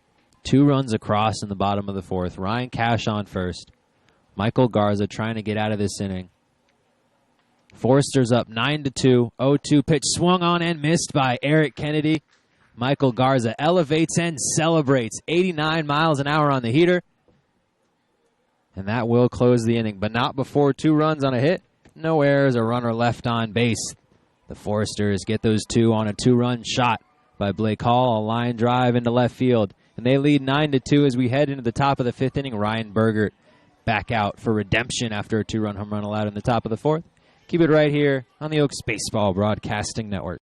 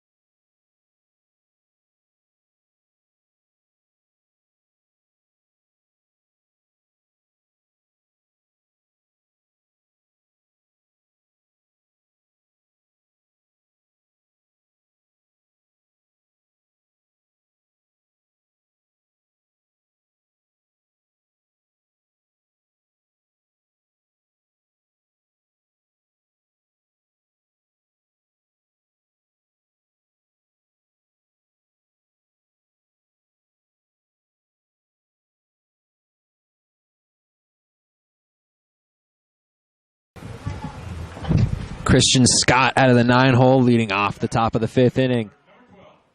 Ryan Bergert had gotten through 3 2/3. No run, no hits allowed with 3 strikeouts. Had struck out the first 2 batters in the top of the 4th, and then a single by Pete Durkee, a 2-run shot that just kept carrying by Jason Gonzalez into right field, a single by Evan Russell. Broke up the no-hitter, the first pitch into Scott. 90 on the fastball in the outside corner, 0-1. So through 4 innings, 3 hits, 2 runs, a walk, 4 strikeouts, Ryan Bergert has still been stellar. The 0-1. Check swing from Scott as it bounces in the dirt, and it's 1-1. And how about the trust of Bill Pintard sending him back out for his 5th inning of work? In the last inning, he gave up 3 consecutive hits, but rebounded to end the inning when he struck out McCarthy looking to strike out the side. The 1-1 swung over on the changeup 1-2. And I think, honestly, Jordan, Bill Pintard has a lot of faith in Ryan Bergert, but having this 9-2 lead, having the area, the space to make mistakes is going to be big as the 1-2. 92 on the fastball, misses low, 2-2. Totally agree. And even last inning, he gave up the home run, but against this Saints lineup, it's going to happen. You're going to find a little streak where they see something. They see something in the fastball and the curveball. He still struck out the side, all 3 looking in that inning. The 2-2, a chopper to the second baseman. Cash takes it, fires over to first. 4-3 put out for the first out of the inning. Gets to the back to the top of the order. Anthony Forte, who was the star yesterday. 5 RBIs, all coming on 2 doubles. Double in the 5th and the 7th. And that 5 runs, Jordan, that was the difference in a 12-7 game. Absolutely was. 0 for 2 today. Ground out in the first, a fly out to left in the 3rd. Now he's up with 1 out here in the top of the 5th. First pitch in from Bergert is low and inside, misses, and it's 1-0. He's been relying heavily, especially lately, on the fastball.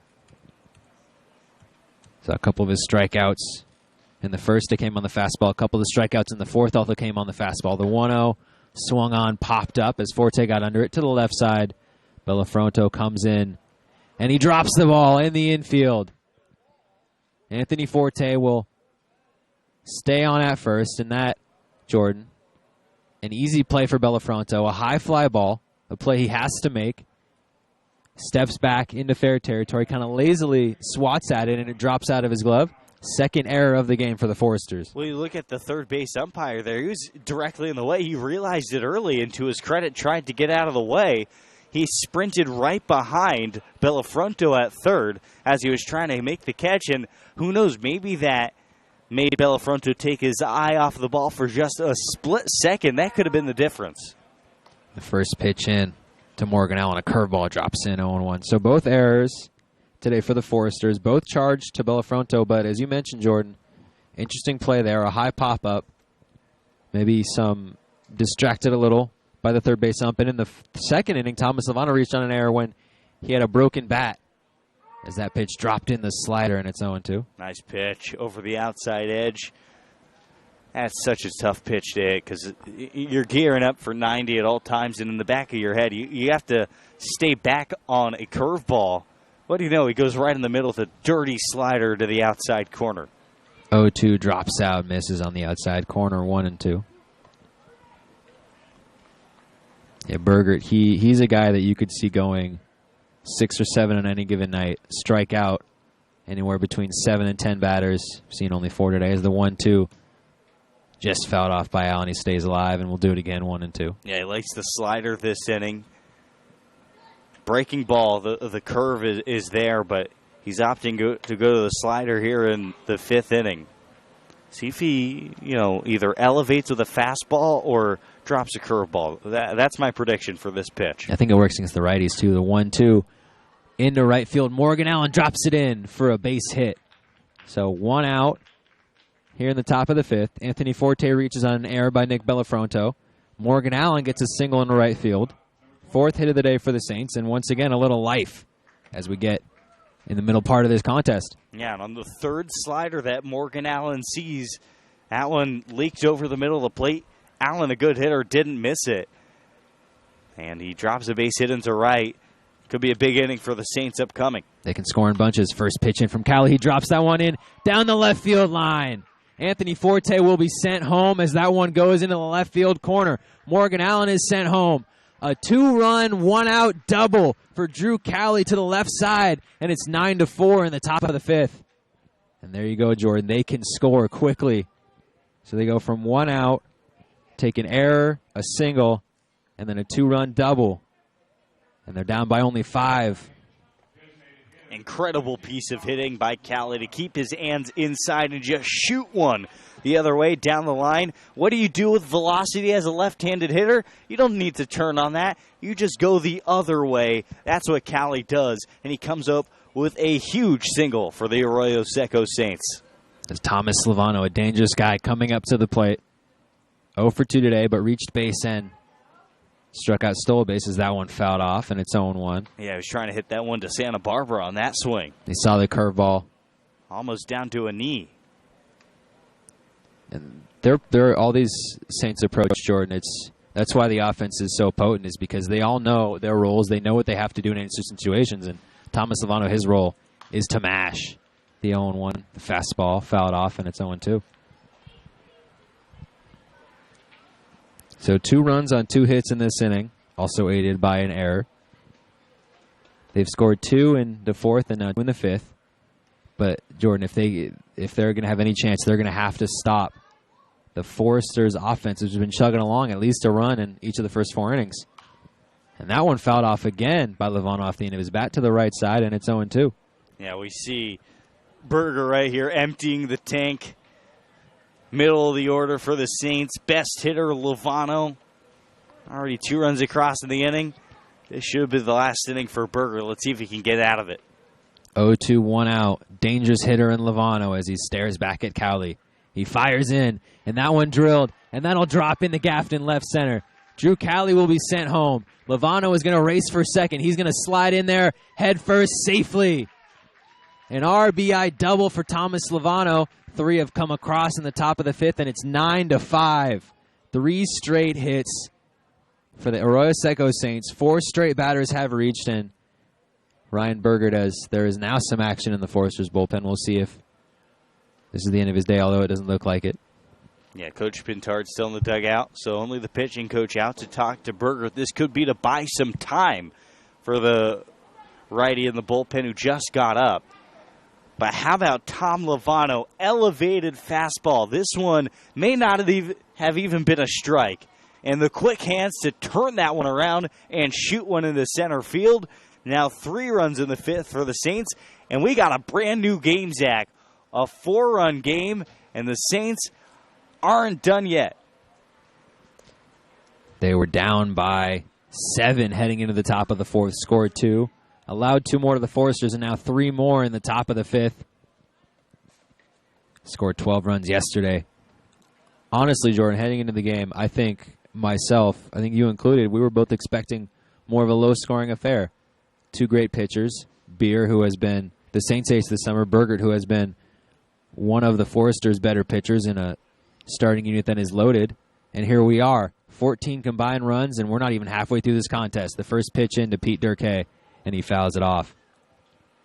So it's 0-1. Pete Durkee in the 4th started their 2-out rally. He singled, was driven in by the next batter, Jason Gonzalez. So the Saints, 6 hits today, and both have come in bunches. 3 straight in the 4th, and now 3 straight in the 5th. 0-1, 1 out, and he takes 0-1 high and outside, and it's 1-1. Lovano stands on second. He's speedy.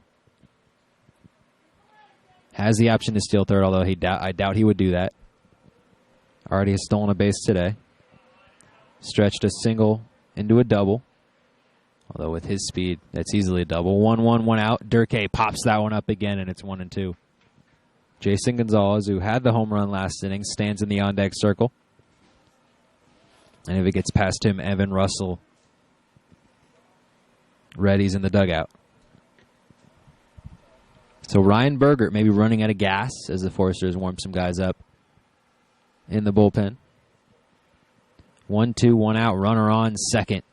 9-5 game, and that one by Durkee popped up into center field, smacks his bat on the ground.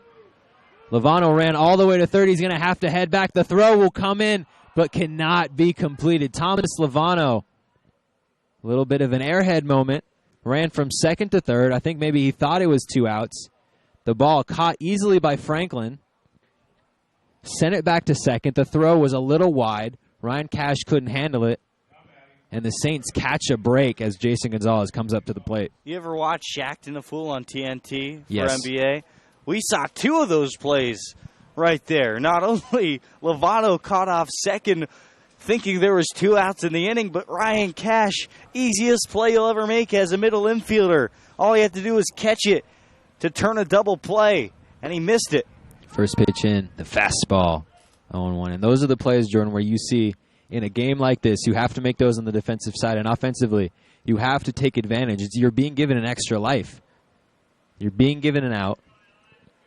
Thomas Lovano barely avoids a grave mistake. Still 9-5, still a runner on second, 0-1, drops out. Nice stop by Presno as the ball rolls down the third baseline. It's 1-1. Lovano stays at second. And the reactions during that play were priceless. Lovano off second, realized there was only 1 out. The whole stadium was screaming, back to second, back to second. And he almost turned around, slipped in the process. And at second, Ryan Cash, when he dropped the throw from Franklin, just put his hands up to the sky and went to the floor. He couldn't believe he didn't make that play. 1-1 into Gonzalez. He takes that one high, 2-1. It's a play Ryan Cash knows he has to make. He knows he can make. That's an easy play. Oh, my goodness, absolutely. And maybe the pressure of this game starting to get to these two teams. Down the stretch, it's turning into a close game.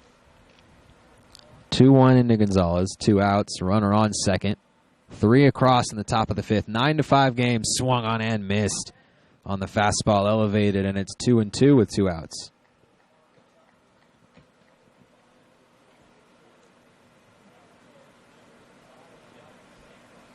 So the Saints trying to get some more runs across. Down by 4. Have scored all 5 in the last 2 innings. 2-2, 2 outs. The pitch in. Low. And it's a full count, 3-2, as the 90-mile-an-hour fastball misses low. I think Ryan Bergert expected that one to be called strike 3. 3 of his 4 strikeouts have been looking. And he almost paused for a second, waiting for that called strike. Didn't get it. And now we have a payoff pitch with 2 outs. 3-2, 2 outs, runner on second, swung on and drilled into center field. Thomas Lovano is sent home. The throw from Franklin in, not in time, a little bit wide, and an RBI single with 2 outs for Jason Gonzalez. Have a day, Jason Gonzalez. 2 for 3, a 2-run home run into right, now an RBI single, 4 runs across in the top of the fifth, and it's 9-6. And you have to wonder, Coach Pintard, he's one of those guys, he always pulls the right string. Now we see him out of the dugout. You wonder, did he wait 2 or 3 batters too long to make the change? Ryan Bergert, dominant the first 3 innings. Arroyo Seco has since pounded him for 6 runs the past 2 frames and have launched themselves out of the grave and have made this a ball game. Already 4 across in the top of the fifth. 2 outs, still a run on first. It's a 9-6 game. Foresters lead, but the Saints are marching in. We'll get to the new pitcher, Ryan Bergert's line, and the rest of the top of the fifth right here on the Oaks Baseball Broadcasting Network.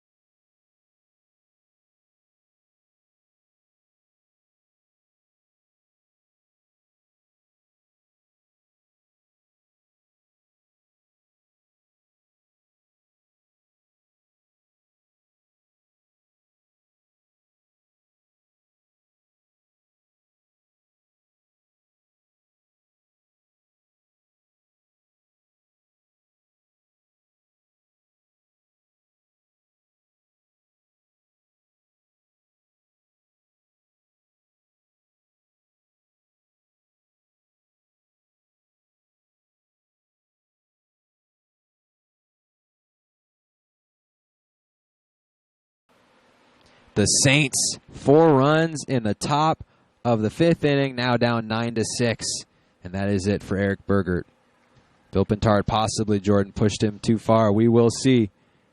Finished the day 4 2/3 innings pitched, 7 runs, 6 hits, a walk, 4 strikeouts, and almost all of that came in the last 2 innings. Connor Woods fires over to first to check on Jason Gonzalez. Is that a 3 RBI day?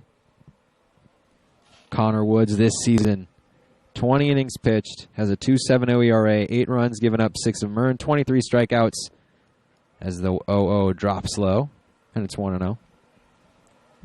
Has allowed 11 hits, 6 walks, and we talked about this, Jordan. It's possible he may come in, only face 1 batter, finish this inning. We'll see. But Bill Pintard, those are the moves that he likes to make. The 1-0 win to Evan Russell.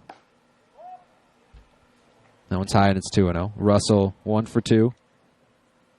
Had a single in the 4th that came after Jason Gonzalez's 2-run homer. He was left stranded on a strikeout to Thomas McCarthy. The 2-0 win from Woods, taken inside for a strike, and it's 2-1. Yeah, but right now, still nobody warming for the Forsters. That could change before next inning. It's all Connor Woods here. 2-1 into Russell. That one low, and it's 3-1. So a busy inning for the Saints. Christian Scott led off, grounded into a 4-3 putout. Anthony Forte popped up to third. Nick Bellafronto bounced off the heel of his glove, dropped it. As that one fired over to first, checking on Gonzalez again. He slides back. Morgan Allen with a single. Drew Cali with a 2-run double to the left side, drove in both Forte and Allen. Thomas Lovano with an RBI double as that one is fouled off by Russell, and it's a full count 3-2. I think Bill Pintard might have hopped that ball in the dugout. Agile play by the Foresters manager. Pete Durkee followed that up with a fly out to center, so it was 2 outs, still run around on Jason Gonzalez with an RBI single to drive in Lovano. And that one down the left field line, just a little bit foul as Gonzalez was rounding second, and that ball heads into the corner. Just barely hops over into the left of the third base bag, and it's 3-2. We will do it again. 2 outs, a runner on first, 4 across in the top of the 5th. After 2 in the top of the 4th for the Saints. All 6 runs, all 7 hits have come after there were 2 outs in the 4th. 3-2. That one fell off, and Russell stays alive as Gonzalez was running again. This is what the Saints do, Jordan. They stay alive, they fight. Scored 2 in the 4th with 2 outs. Strung together 3 straight hits in this inning. And then an RBI single with 2 outs, and now 3-2. 2 outs. Russell staying alive. Trying to drive in another run. The pitch. That one drilled into right. The right fielder goes back, and he cannot make the catch as it goes over his head, bounces on the wall. Jason Gonzalez sent home. Russell will head to second. No throw. An RBI double to right. And it's 9-7 in the top of the 5th inning. 5 runs across in this frame. Blake Hall was crossed up by that ball in right field. Had he taken a clean route to that ball, he might have been able to make the play. But he was turned around not once, not twice, but 3 different times. An absolute shot off of Russell's bat. And it took the jet stream all the way to the wall. Another clutch 2-out knock. And it's 9-7 after 5 here in the 5th. So Thomas McCarthy comes up. He is the 9th batter for the Saints to hit in this inning. So coming into this frame, Jordan, the Saints down 9-2. Only 2 runs on 3 hits all day. They've come to life as that one drops in for a strike 0-1. Started with Bergert. And now Woods has come in, allowed a RBI double. 5 runs on 5 hits in this inning. Add the error. And now a runner standing on second. And the tying run all of a sudden is at the plate.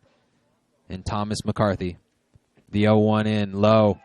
That'll get past to the backstop. As Evan Russell heads to third. Takes a big turn at third. Stops, and now it's 1-1 to McCarthy. As that one, Fresno couldn't quite handle it.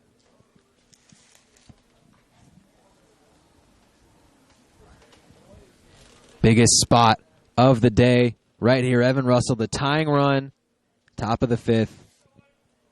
A runner standing on third. Connor Woods in, relieving Eric Bergert.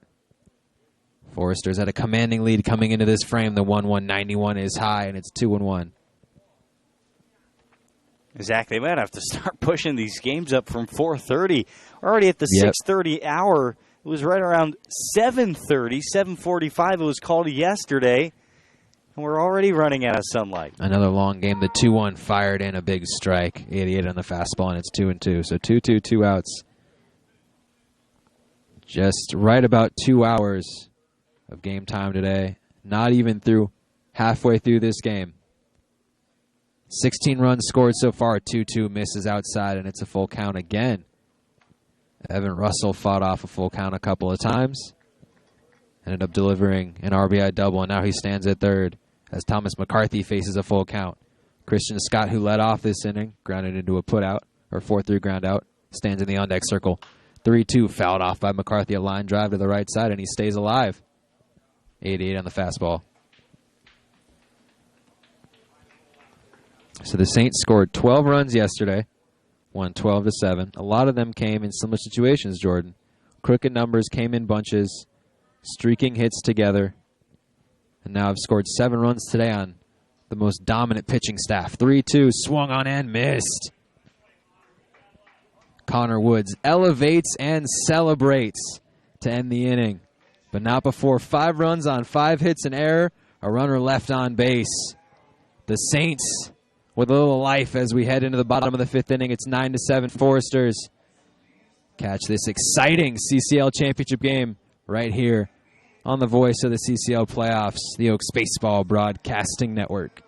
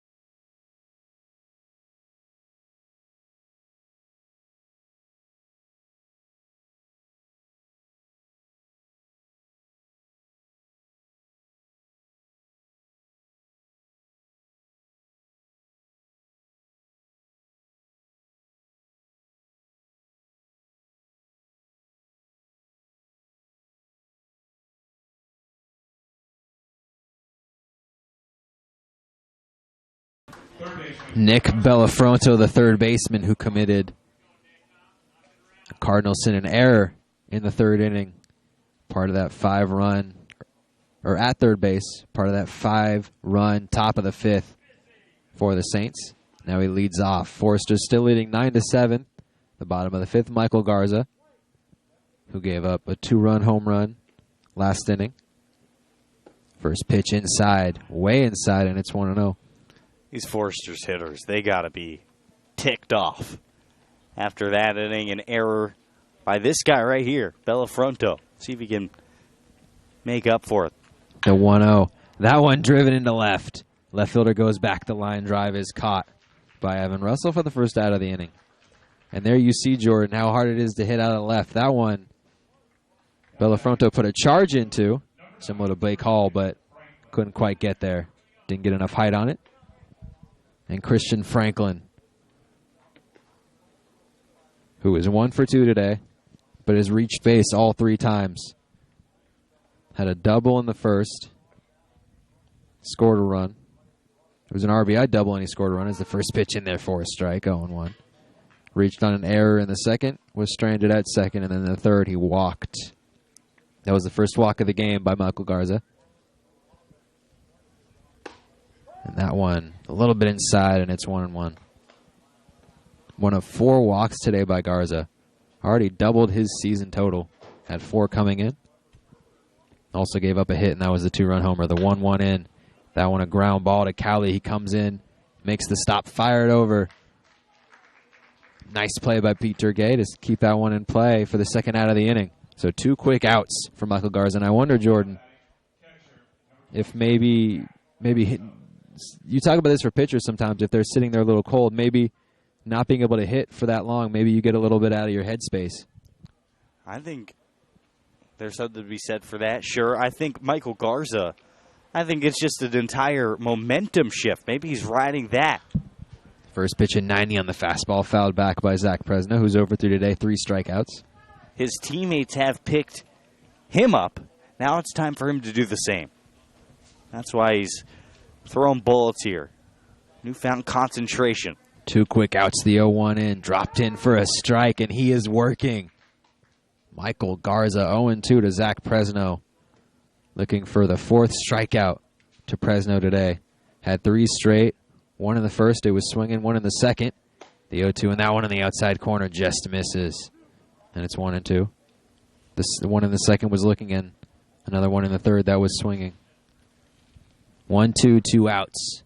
Garza fires in. Swung on. Dribble to the third baseman. Picks it up. Fires it over. Gonzalez to Durkay. A 1-2-3 inning for Michael Garza. And for the first time today, the Foresters do not score any runs in an inning. It's 9-7 as we head to the top of the 6th inning. We'll see if it's still Connor Woods as the Saints, who have scored 7 runs in the last 2 innings, will try to tie this game or take the lead. You'll catch it all right here on the Oaks Baseball Broadcasting Network.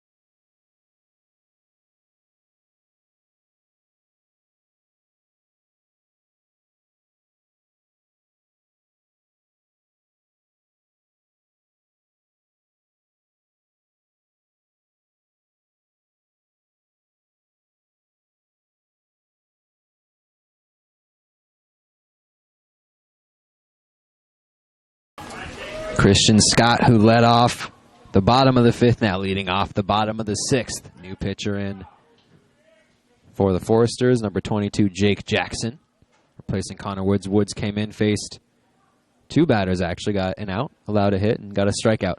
First pitch into Scott is low, and it's 1-0 on the fastball. 91 from Jake Jackson. A little bit faster than we saw him throwing in warm-ups, Jordan. The 1-0 in. That one chopped to the second baseman. Cash grabs it, fires over for the first out of the inning.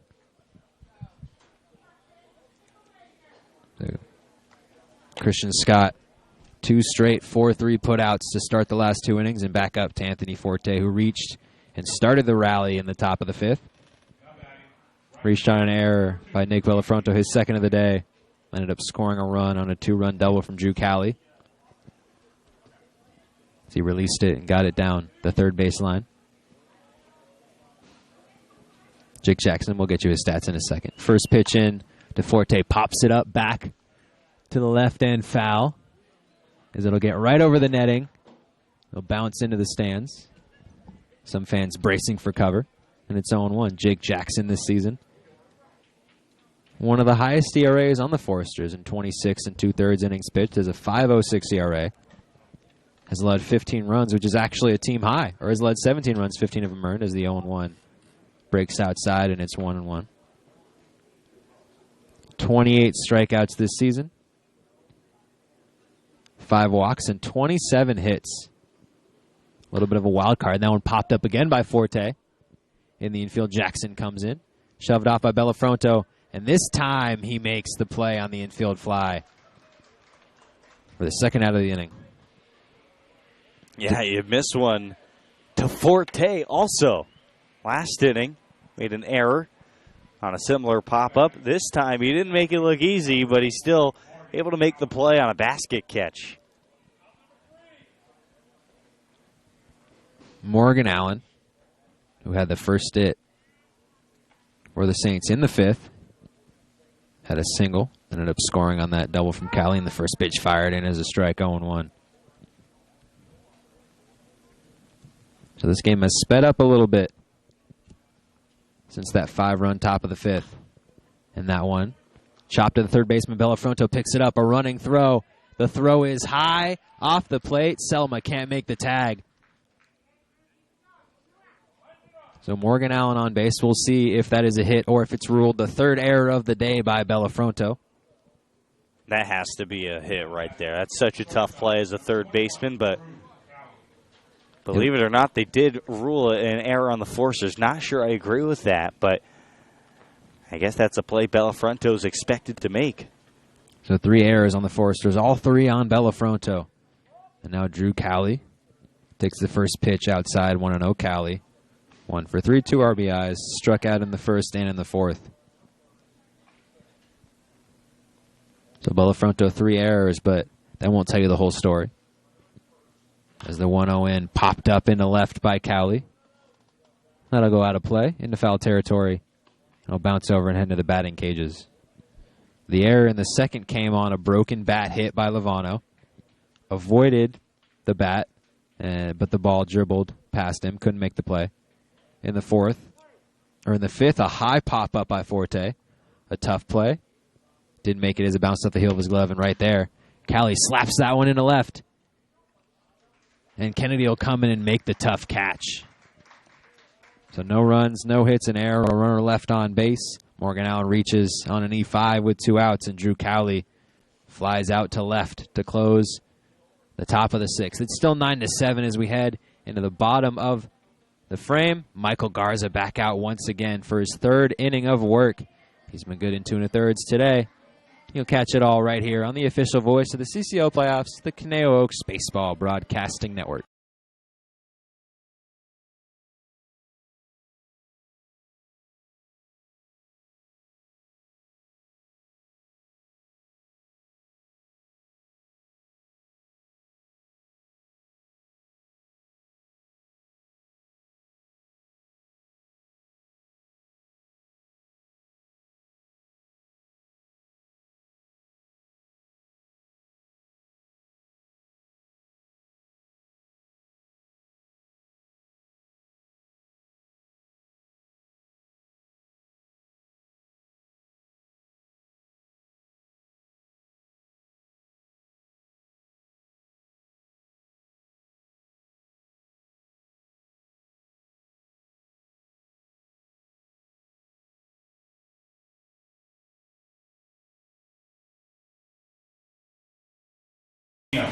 Ross Cadena, the DH, leading off. The bottom of the 6th inning, 9-7. Although we've seen 2 quick frames, the bottom of the 5th and the top of the 6th. Only 1 runner has reached combined, and the first pitch into Cadena drops out, and it's 1-0. Ross Cadena, 1 for 2 today, had an RBI single in the 1st, walked and scored a run in the 4th. He led off the 4th inning as well. Grounded out in the 3rd, and that one grounded hard and foul. The bullpen catcher makes the catch. I believe that's Matt Thomas. And it's 1-1 to Cadena. So a game that started fast, Jordan. The Foresters took a 7-0 lead, scored 3 in the first, 1 in the second, 3 in the fourth. As the 1-1 comes in, drops in for a strike, 1-2. And the Saints had 2 in the top of the fourth, a 2-run homer from Jason Gonzalez. The Foresters rebounded with 2 in the bottom of the fourth, and then the Saints unloaded with 5 in the top of the fifth. Swung on and missed. Ross Cadena looked silly on that breaking ball. First out of the inning. Now batting, right fielder, number 7, Blake Hall. So Cadena, first strikeout of the day as Blake Hall comes up to the dish.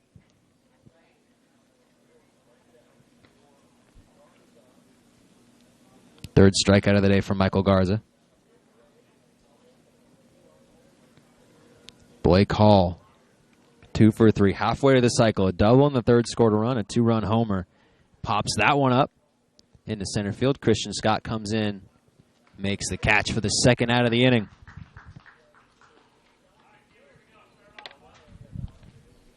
So since that 5-run top of the fifth, Foresters retired in order, 1, 2, 3 in the bottom of the fifth. The Saints saw 1 runner reach on an error. So we're retired 1 over the minimum, and now 2 straight retired by Garza. 9-7 in the bottom of the sixth. First pitch in, floats outside, and it's 1-0 to Selma. Selma 1 for 2.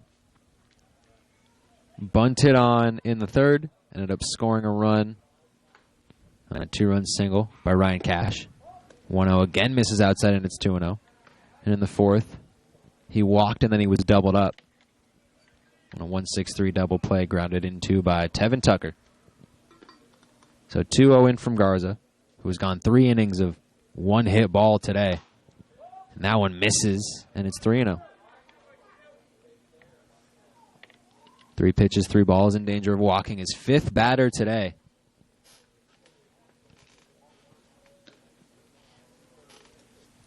You take away the walks, Jordan, as that one fired in for a strike, 88 on the fastball, and it's 3-1. Even with the walks, Garza, similar to what Eli Riekman was yesterday for the Saints, has been a nice rock, eating innings in the middle against the Foresters lineup. And a 5-pitch walk, 92 on the fastball, misses high and away. And Selma's on first.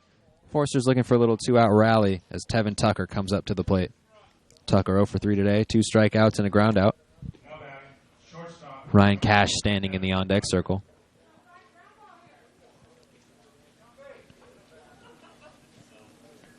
So Selma on first, Tucker at the plate.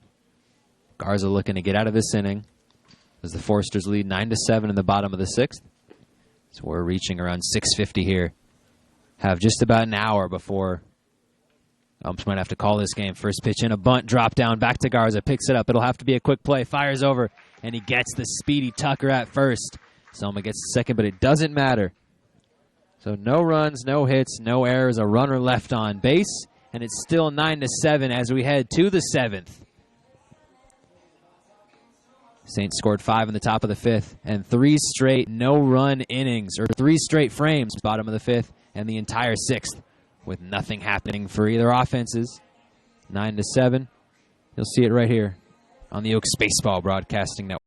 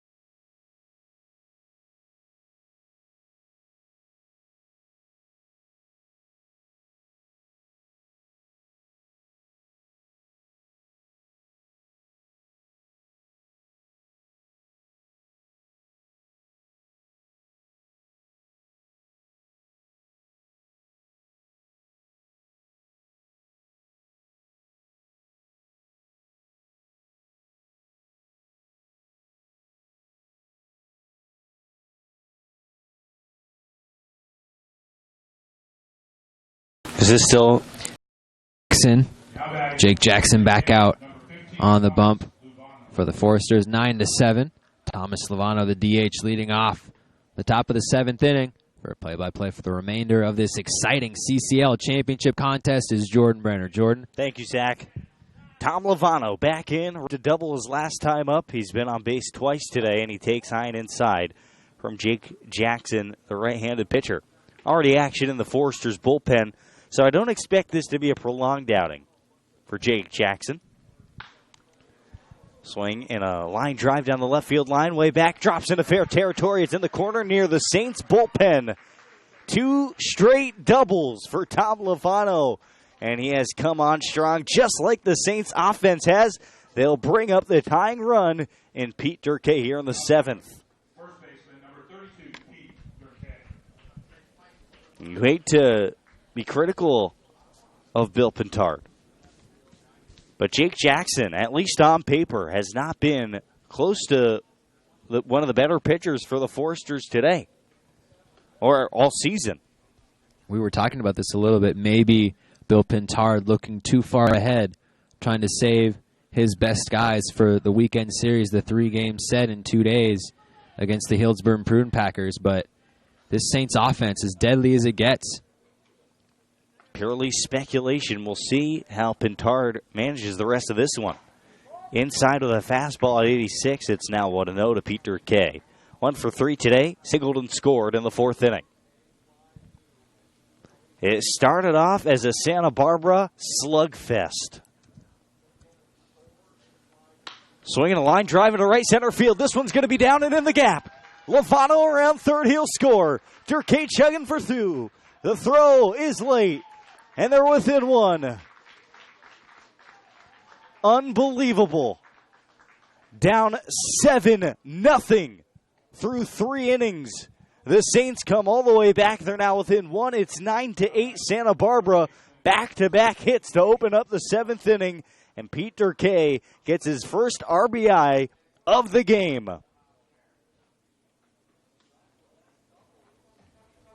Clutch hitting for the Arroyo Seco Saints. And our mound visit.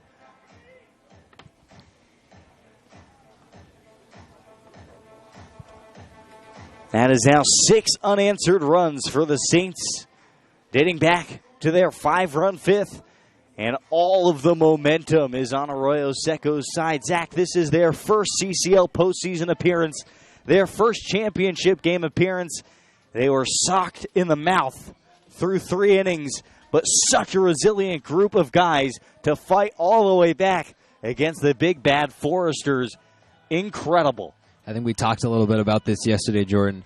When it comes to playoff time, more than talent even, it's about mental fortitude. It's about being tough. It's about being able to stick in to a contest, whether you're a pitcher or a hitter, in tough spots. It's about when you're a pitcher and you got bases loaded, getting out of a jam. So the Saints do that yesterday. It's when you're a hitter, there's 2 outs, a full count pitch against a Ryan Bergert or against even a Jake Jackson, somebody who can pump 90, who can dump down nasty sliders. It's about taking advantage of those opportunities, and it's about coming through in the clutch, and the Saints have done that today, Jordan. Jason Gonzalez certainly has. 2-run homer in the 4th and a single in the 5th with a run scored. Jackson steps off and watches Durkee scamper back to the second base bag. Gonzalez 2 for 3. Stage being set for a classic finish. And the first pitch in tight for a ball 1-0 to Gonzalez with Russell on deck. It hasn't just been the top of the order for the Saints. Truly, it's been the middle of the back half of the order. Pete Durkee, Jason Gonzalez, Evan Russell, so effective today. 6 hits between those 3 players, and the 1-0 miss is high. It's now 2-0. And you wonder how much Jake Jackson has left here. Looks like a reliever on the Foresters bullpen is geared up and ready to go. So we'll see how long Jackson's leash is.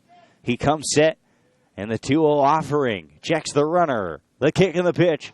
Breaking ball at 74, called a strike. Appreciate you joining us. It has been a fun start to the postseason. The Saints got the best of the Riptide yesterday, 12-7 in 8 innings. Game called short due to darkness. we might be headed on a similar trajectory here today. 2-1, runner on second, nobody gone. And the pitch. Swing and a jam shot foul, high in the air, out of play. And it's 2-2. Whoever wins today's game is certain to have their hands full this weekend against the Healdsburg Prune Packers. Talk about a complete team that can do it both on the hill and with their bats. Such a powerful group the Packers are. 19-5 in the CCL affiliate division this year, and 37-6 overall. Of course, they play at Recreation Park, which is a friendly ballpark for righties. Sparky Anderson Field is dead opposite. 2-2, runner on second. That's a tying runner, and the pitch is a called strike 3. He paints with a slider and sends Gonzalez back to the dugout. Gonzalez, still upset, shakes his head. He stood in the batter's box for a good 3 seconds. But those 3 seconds, Zach, it felt like an eternity. Now he turns around and is back in the Saints dugout. A clutch strikeout for Jake Jackson, but still 2 outs to get. It's a nasty slider.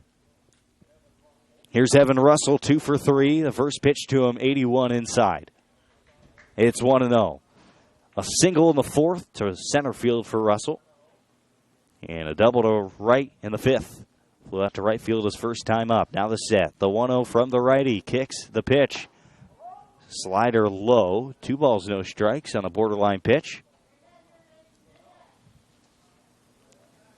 What an avalanche it's been for the Saints. 8 runs all scored since the 4th inning. The 2-0 pitch, another slider, maybe a curve, and it's 2-1. So Jackson opting to go heavy on the off speed here.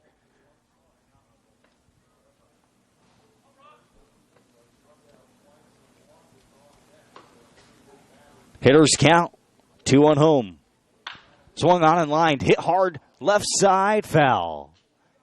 10 feet outside the line, lands in the Saints bullpen, and the count's evened up at 2.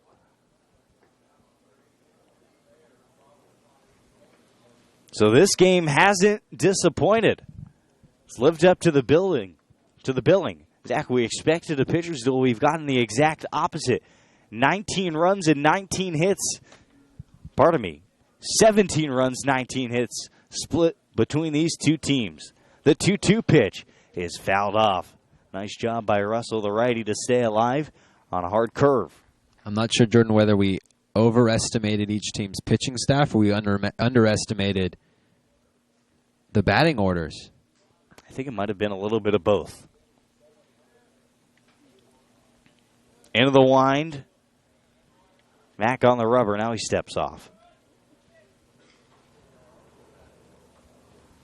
Back on the bump. And here's the 2-2 delivery.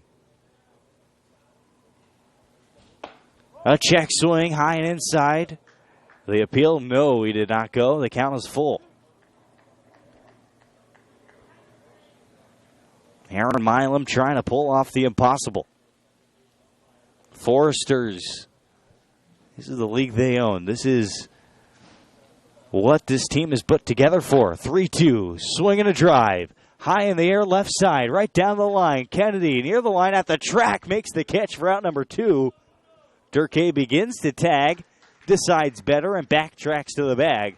2 gone here in the 7th. That one just kept floating and floating and floating. I think it changed 3 different times. My mind as that was in the air. It's going out, it's coming back, it's going out, it's coming back. And we've talked about it into left field. It is so difficult to hit a drive or hit a home run into left. A similar play into right earlier, Jason Gonzalez, a fly ball that just kept floating and went out. This one missed by about 5 feet in front of the wall. Yeah, with that wind, that definitely had home run distance, but it started foul. The wind actually blew it back into fair territory. Now Thomas McCarthy, who's 0 for 2 with 2 Ks, swings and misses at 88. It's 0-1. Walked in the 3rd inning. One of 3 catchers that play for the Arroyo Seco Saints. But McCarthy has been given the nod in now 2 consecutive days. And in the postseason. The 1 strike pitch turns to 2 strikes. It's 0-2. A perfectly located fastball over the outer edge.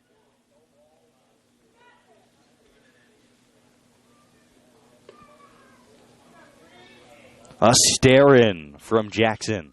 The rock, the kick, the 0-2 delivery. And he misses outside 86 with some cut action. 1-2. We got 2 games tomorrow, Zach. The first 2 games of the championship series, the state championship.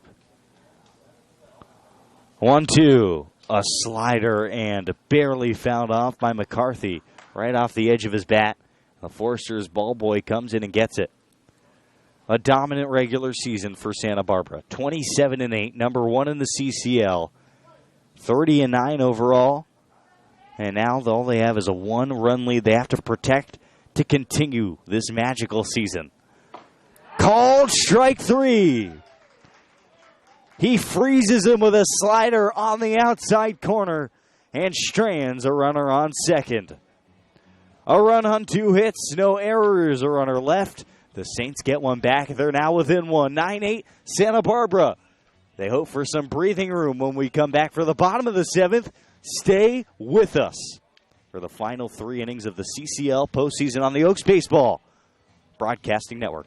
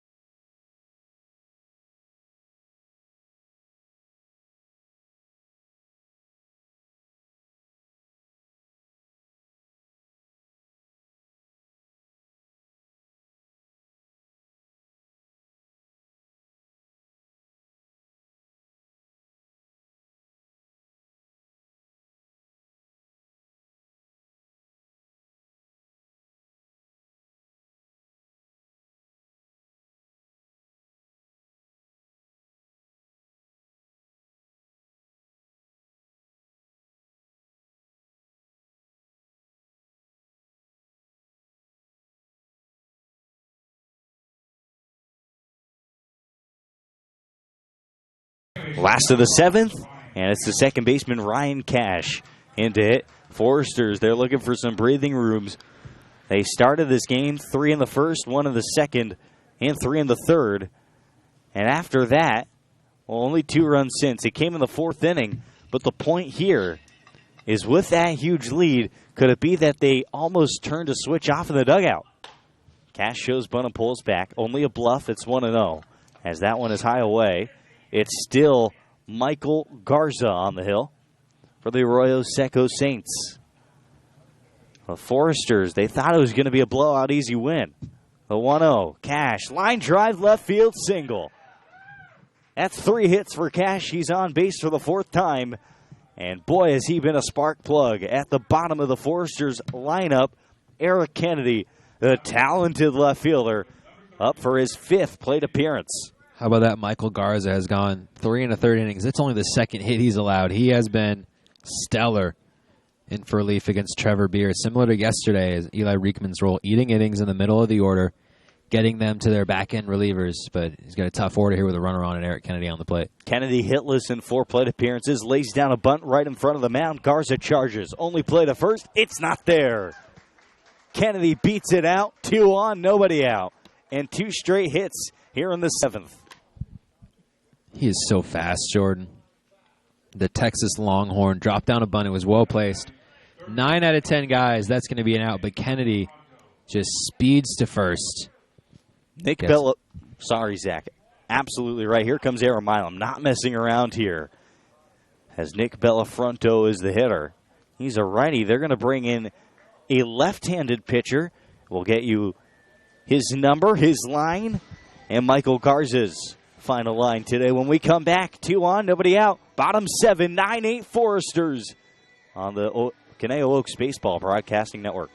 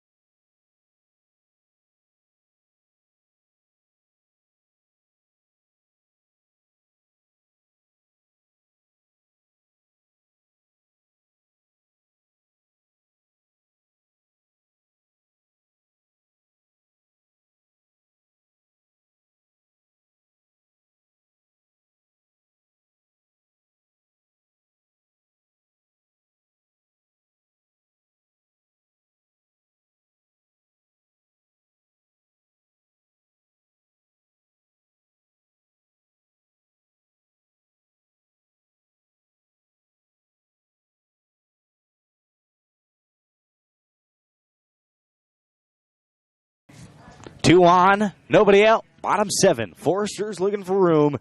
And they bring up Nick Bellafronto, who, to say the least, has had an impact on this game. He has all 3 of the Foresters' errors in the field. He's also been on base 3 times with 2 hits and 2 RBIs. Looking for more and to make up even more for his poor defense today out of the 2-hole against the lefty, the dominant Hayden Harris. In for Michael Garza. The lefty checks second. Out of the plate, kicks and offers. High on a heater. 88 above the zone. It's 1-0. Out of Georgia Southern University, Hayden Harris just finished off his best collegiate season, where he appeared 25 times and went 50 innings. Had a 3.24 ERA. A check of the runner, the 1-0 pitch. Well inside, now 2 balls. And no strikes.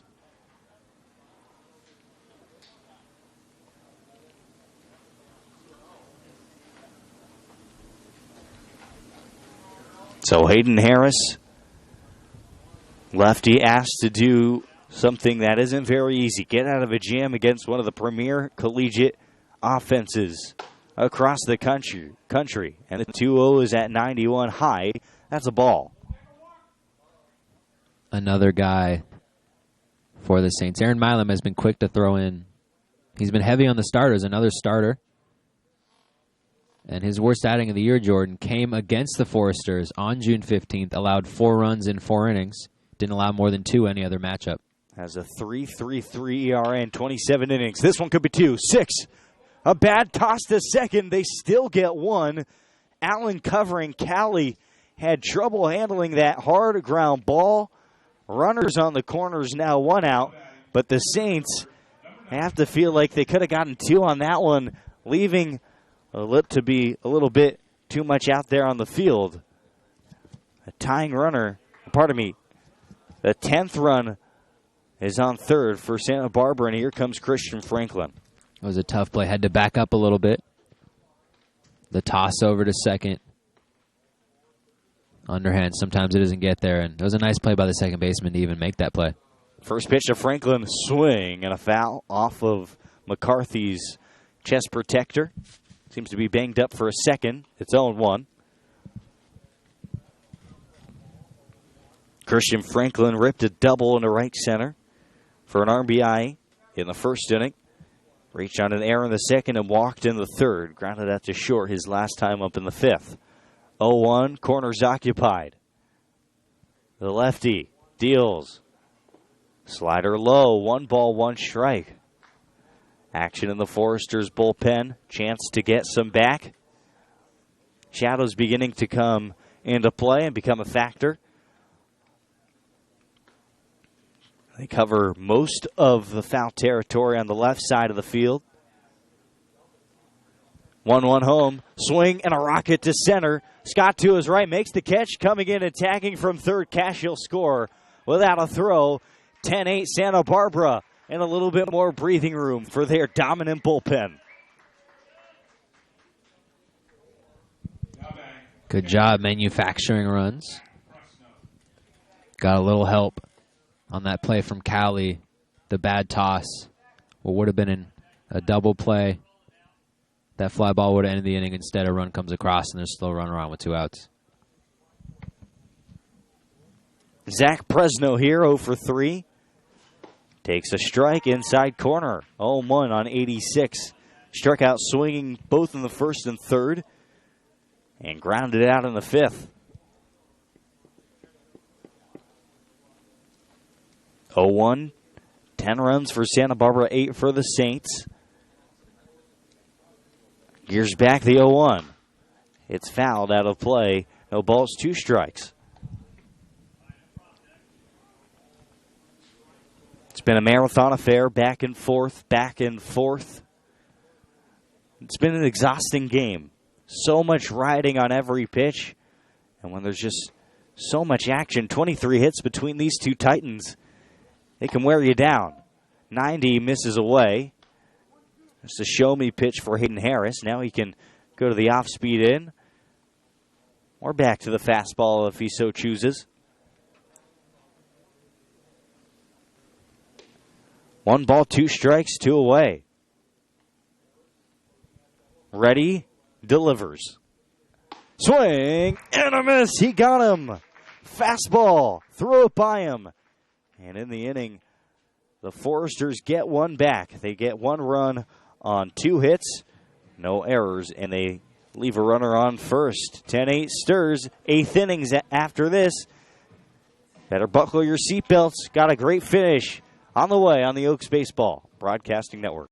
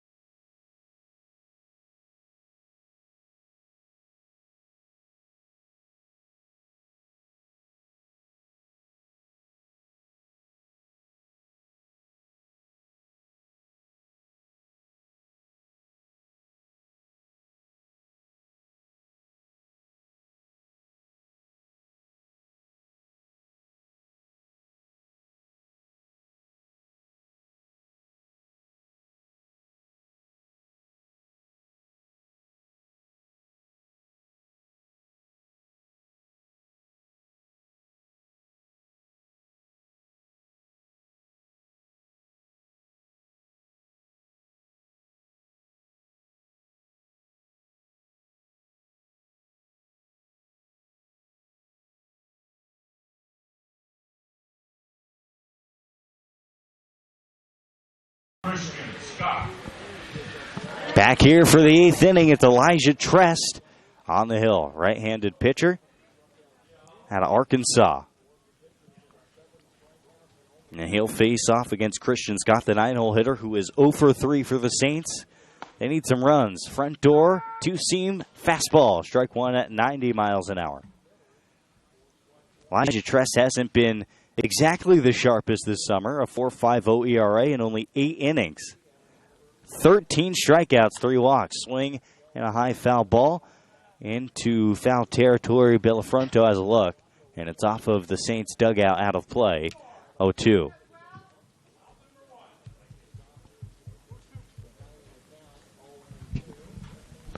For Elijah Trest, it was really only one really bad outing against the Orange County Riptide back on July the 3rd.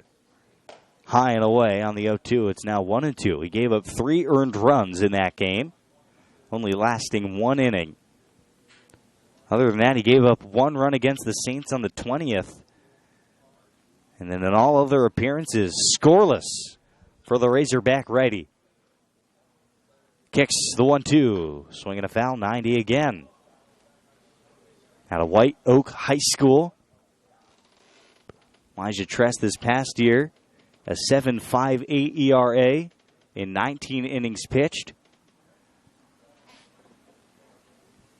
A little closed off stance. The righty offers the 1-2, called strike 3. Christian Scott's 0 for 4. And he was just tossed out of the ball game.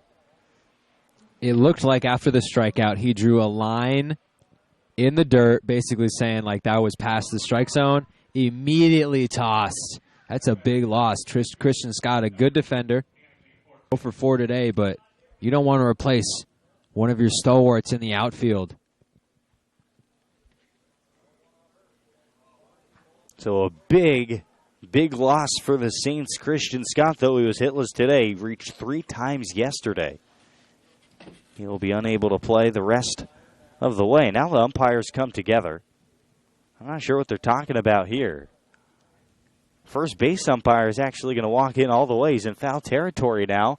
Here comes Aaron Milam out of the third base dugout. I wish I had binoculars. I'd try to do some lip reading, but both men pretty calm at the moment. A short discussion. I think they're making sure that Scott leaves the dugout. I think maybe they're making sure he knows he was tossed because he had his back turned already when the ump tossed him. There wasn't much of a reaction. He may not know he's gone. Aaron Milam might have to deliver the bad news. Okay, he's picking up his stuff. It looks like he's heading out now. It's weird. So I guess maybe they have to wait for him to get his stuff and leave before they can continue the game. It looks like he's heading out past the dugout as the ump heads back. So a game, Jordan, that is already marred by some high offensive output. It's around 7:20. We have just a little over half an hour, really, before the lights or the sunset fully sets, and we still have 2 innings to get through. This just slows it down even more. So not only are they battling each other, they're battling sunlight. About as intense as a championship game could go. Low and away on 91 to Anthony Forte. Hitless in 4 plate appearances. He's 0 for 4, excuse me. Reached on an error in the 5th and scored. That one by Nick Bellafronto. 1-0 turns to 1-1. A big swing and a miss. I think the only thing they would add to it, Jordan, is if it was raining. Yeah, that'd be pretty intense. Cloud cover. Thunder in the background. Yeah. Pitch black, midnight. No lights. A movie soundtrack. Maybe Interstellar. 1-1 high and away. 2-1. Yeah, I feel like I'm just describing like every season finale of Friday Night Lights.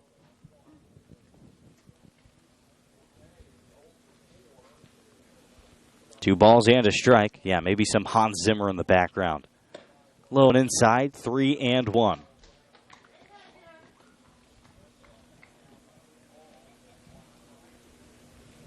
Saints, they need some runs. They're only down. They only have 4 outs to work with here. 3-1 to Forte. About to get through the meat of the order, though.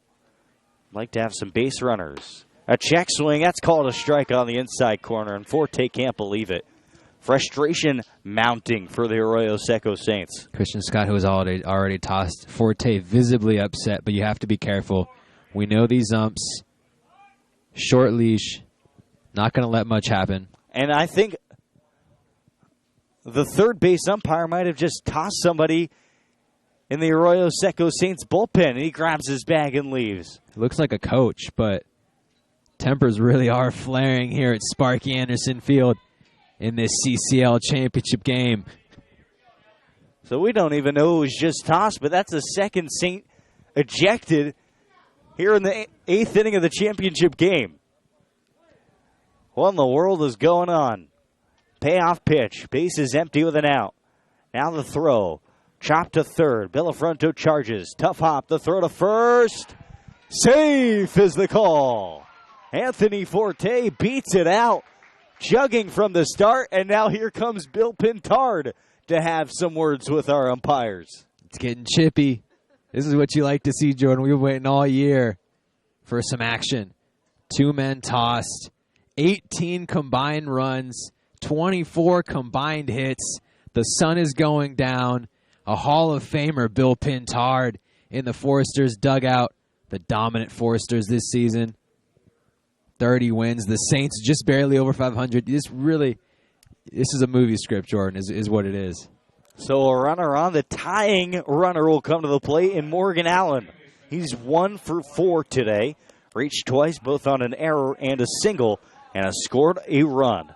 Flew out to center his first time and grounded out to third his second time.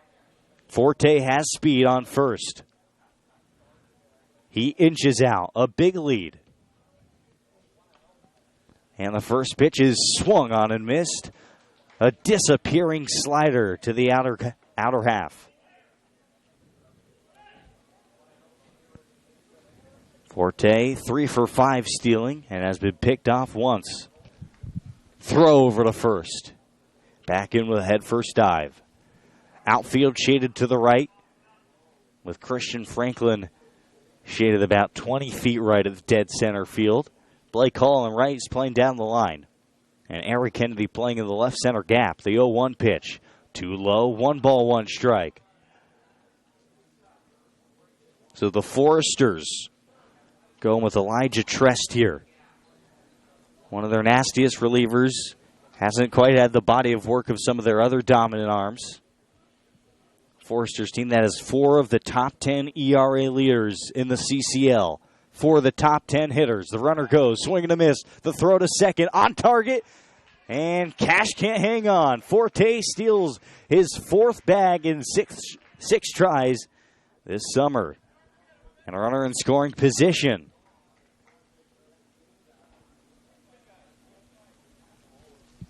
Both teams just seem to be trying to get their shorts on straight here, Zach. Frustration on both sides. An intense game. 5 errors from both of these teams. And at one point not too long ago, Jordan, this was a blowout. It was a one-sided affair. 7-0 heading in the top of the 4th. The Saints came crawling back, and now we've got a lot of action as we head into the last 2 innings of this championship game. Allen ready, and the pitch. Trest strikes him out. Swinging on a slider away. That is the second strikeout for Trest, and now he has 2 outs here in the 8th. And here comes Drew Cowley, 1 for 4. Double to left in the 5th.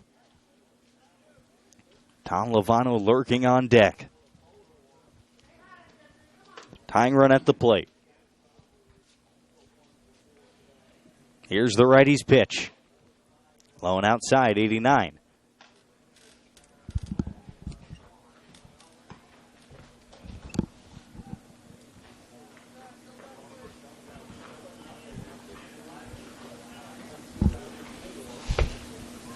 One count, the rock, the kick, the delivery, high and away, 84 as he takes something off that fastball. Jordan Brenner and Zach Engberg with you. Host Baseball Broadcasting Network, Emily Hilsinger doing a great job on production and filming today. 2 outs. Top of the 8th. Tress sets his pitch. Fouled back. We got the CCL commissioner in house today, Pat Burns. Many of the Oaks coaching staff here watching some postseason baseball. It's the place to be if you're a baseball fan in Thousand Oaks. Hitters count 2-1, slapped foul to the left by the lefty.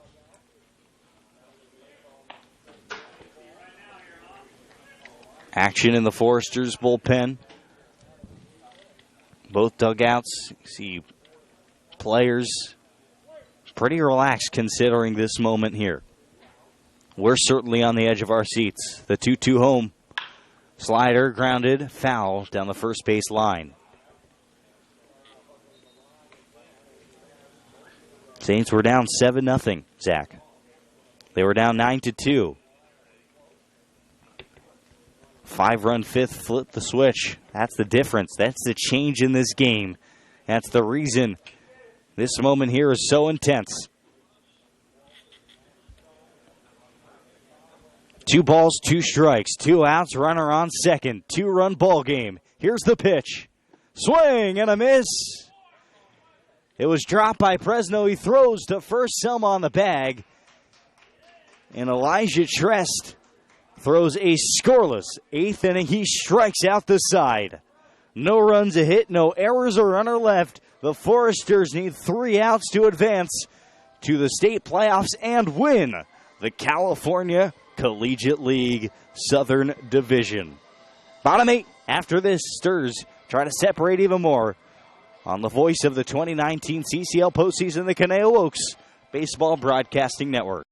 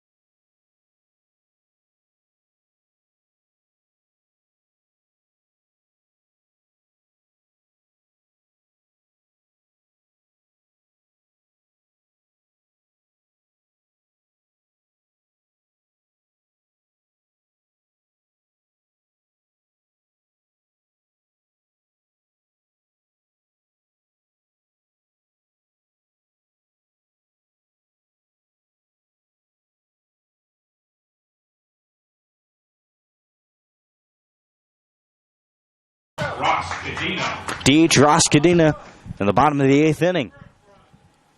We've seen 3 ejections. Pardon me, 2.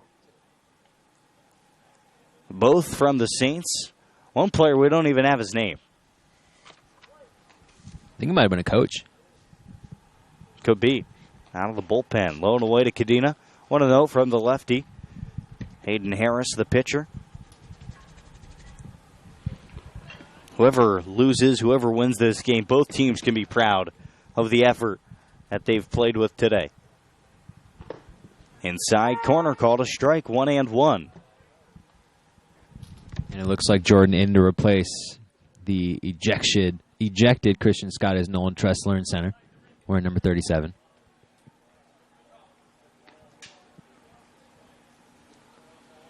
A deep breath in the 1-1. Swinging a high flyer.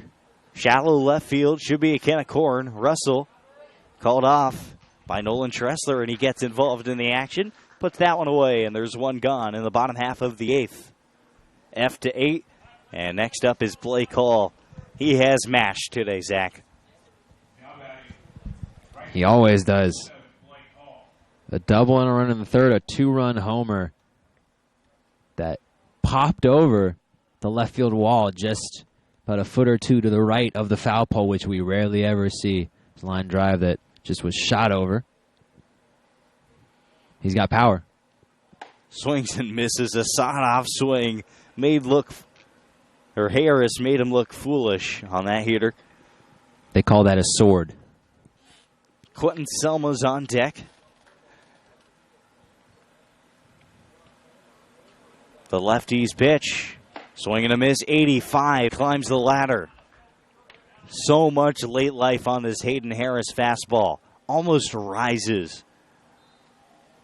And even though it's not the 97 you'll see from Hunter Bro of the Foresters, plenty of pickup and hard to catch up to it. Ahead 0-2 with an out here. Here's his pitch. Swing and a miss. 3 straight fastballs. See you later. Out number 2.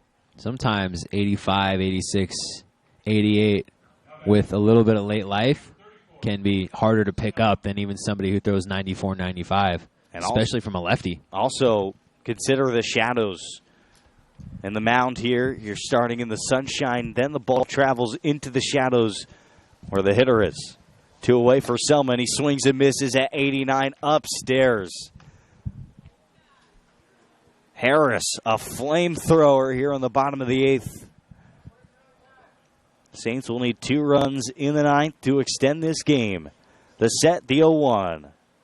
Swinging a foul over to the softball stadium to our left near the desert. And the putting green, that is in the outfield of Regals, of the Cal Lutheran Regals softball stadium. No balls, 2 strikes, base is empty.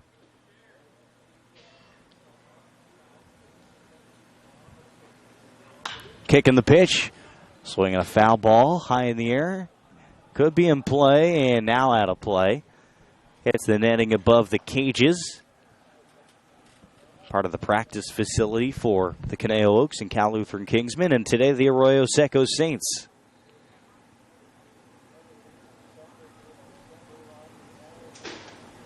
Started off Ryan Bergert and Trevor Beer, 2 of the premier starters for both of these teams, and it has turned into a battle of the bullpens. The 0-2 pitch, swing and a miss, buries a slider and gets him swinging. The 3rd strikeout for Hayden Harris. And no runs, no hits, no errors, none left. Faces the minimum. And the 8th, the Saints need 2 or their season is over. The Foresters call the pen. We'll have the new pitcher when we come back for the 9th on the Oaks Baseball Broadcasting Network.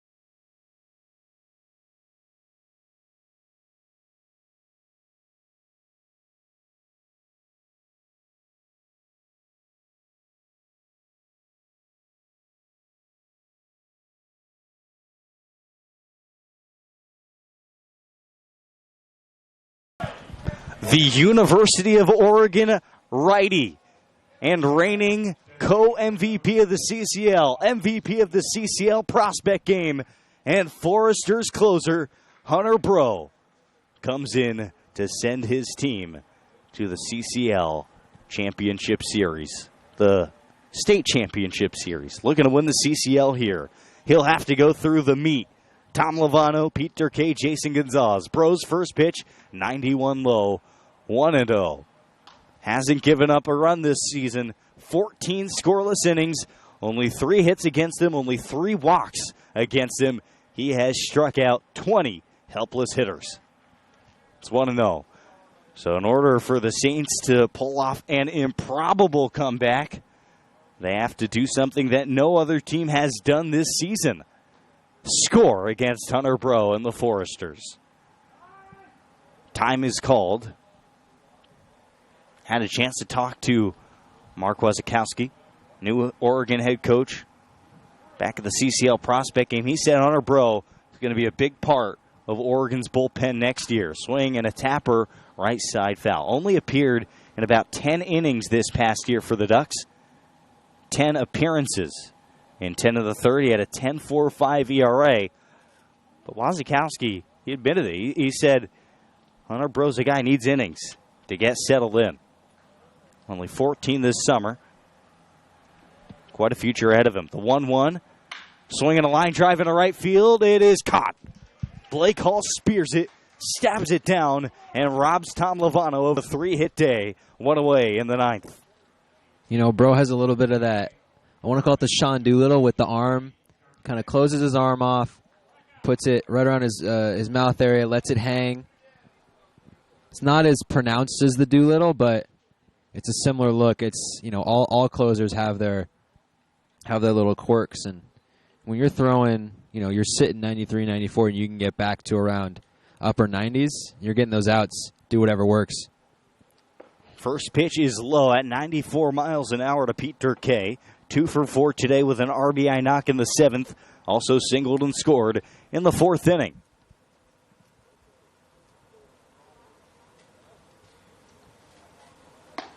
Away on the 1-0. It's now 2-0.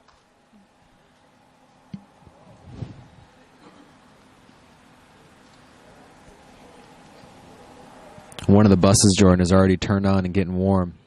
Not sure whether that's the Foresters or the Saints. 2-0 from Bro, ripped into right center field. Franklin on the run towards the gap. It's down and off the wall.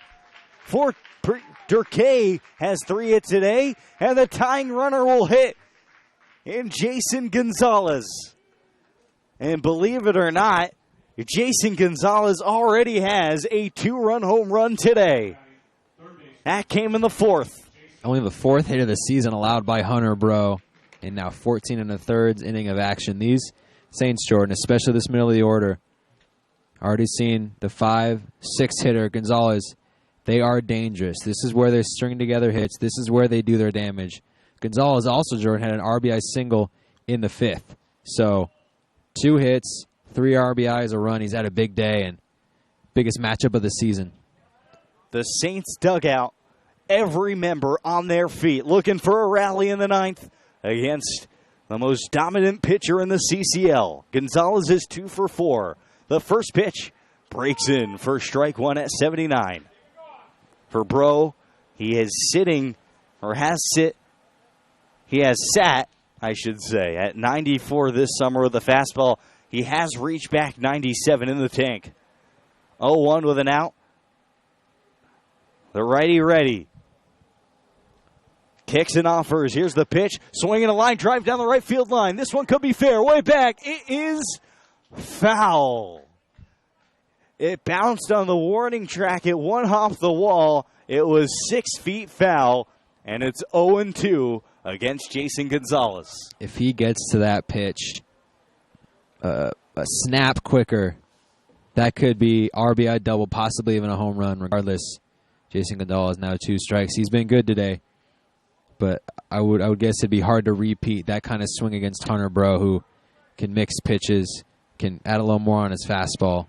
Wouldn't be surprised to see a breaking ball here. Just a few feet away from being the first run Hunter Bro has given up all season. 0-2. Tying run at the plate. Durkee, who doubled, is on second. Bro checks there twice. A deep breath in the pitch. Swinging a ground ball to the left side. Diving attempt. Tucker. It's into left field. Durkee will be held at third. And the go-ahead run will come to the plate in Evan Russell. Jason Gonzalez, a 1-out base hit. There are runners on the corners. But the double play ball, Jordan, is now alive. Durkee at second. It wasn't alive, and now Gonzalez at first. I would guess Bro would be trying to induce that go low to Evan Russell. Came into today, Jordan. Only 3 hits allowed in 14 innings. Has given up 2 against this Saints offense. It's playoff baseball, baby. Evan Russell, no home runs this summer. Swings and fouls one on a 93-mile-an-hour fastball.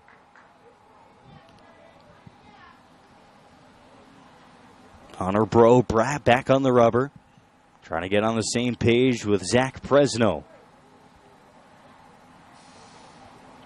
Small leads for both players on base in the 0-1 home. Swung on and drilled foul. Off the netting, over to the right side of Sparky Anderson Field. We are almost out of sunlight. 7:42 p.m. here on the West Coast. We saw last night's game as it was 12-7 heading into the top of 9th, get called after 8. The Riptide electing to take the loss, head home. I doubt they would call this game regardless of the score tonight. The 0-2 pitch, just a bit outside. Hunter Bro into a hop after that pitch was called outside. He thought that 93-mile-an-hour flame ball was strike 3. It's golden hour here in Thousand Oaks.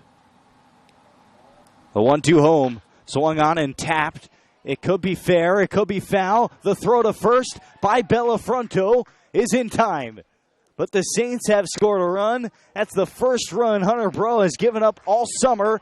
It's 10-9, and the tying runner is in scoring position. And Thomas McCarthy, Jordan, who's 0 for 3 today, walked in the 3rd, but has struck out his other 3 times, and actually it looks like it'll be a pinch hitter. It is going to be Nicholas Pagan. Off the bench, 262, 12 singles, and 2 doubles. Also has hit 2 home runs this summer. Righty against lefty, McCarthy taken out after going 0 for 3. The first pitch is a breaking ball inside, 1-0 to the lefty. So Gonzalez is on second. Gonzalez not the best base stealer, but he's 3 for 3 this summer and has some speed. The 1-0 pitch, high and away, 94, 2 balls, no strikes. The Foresters outfield, Eric Kennedy has a cannon in left. Christian Franklin, a plus arm in center field. Blake Hall, a solid arm in right. They're playing pretty deep. Though Kennedy is shallow in left. A check swing on the 2-0. A breaking ball caught a strike at the belt.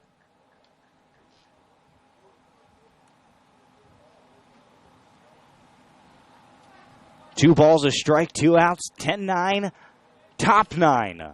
13 hits for both of these teams. Time is called by the lefty McCarthy. Pardon me. By the lefty Pagan.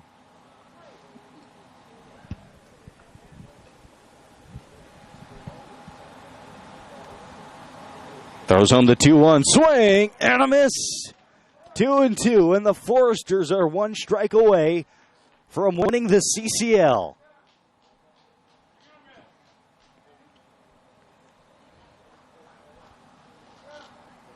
Two balls, 2 strikes, 2 outs. Gonzalez, the tying runner on second. Bro, come set. Here's the pitch. Backdoor, called strike 3. Got him with a slider. And the Santa Barbara Foresters are your 2019 CCL champions. The state championship awaits the Foresters. They'll meet the Packers in a best-of-3 series starting tomorrow. And Nick Pagan, frustrated by the home plate umpire's call. He thought that was outside, Zach. You know, I would have to agree with him. Honestly, it looked a little bit outside, but regardless, Hunter Bro closes the door, a strikeout with 2 outs, the tying runner on base, the leading runner at the plate. That's what you want your closer to do after giving up the first run he has allowed all season, and the Foresters continue their dominant run. They are heading to the state championship, Jordan, but what an exciting contest. 10-9, the Saints trail 7 runs heading into the top of the 4th. And in the top of the 5th, come crawling back, 5 in the 5th, 1 in the 7th, 1 in the 9th, lose by 1. 13 hits for each team. What a great game, Jordan. An instant classic, and we're glad you shared it with us. Be sure to join us again tomorrow for not one baseball game, but 2 games in the CCL, in the state playoff series. Healdsburg, Santa Barbara tomorrow. First game will be at noon. Second game scheduled for 4 p.m. 10-9, the Foresters back on top. Handshakes between these two teams. We're glad you joined us. I've been Jordan Brenner, joined by Emily Hilsinger on production, Zach Engberg on color and play-by-play. Big thanks to everybody who made this broadcast possible. We sign off. We'll talk to you tomorrow on the official voice of the 2019 CCL and state playoff postseason run, the Conejo Oaks Baseball Broadcasting Network.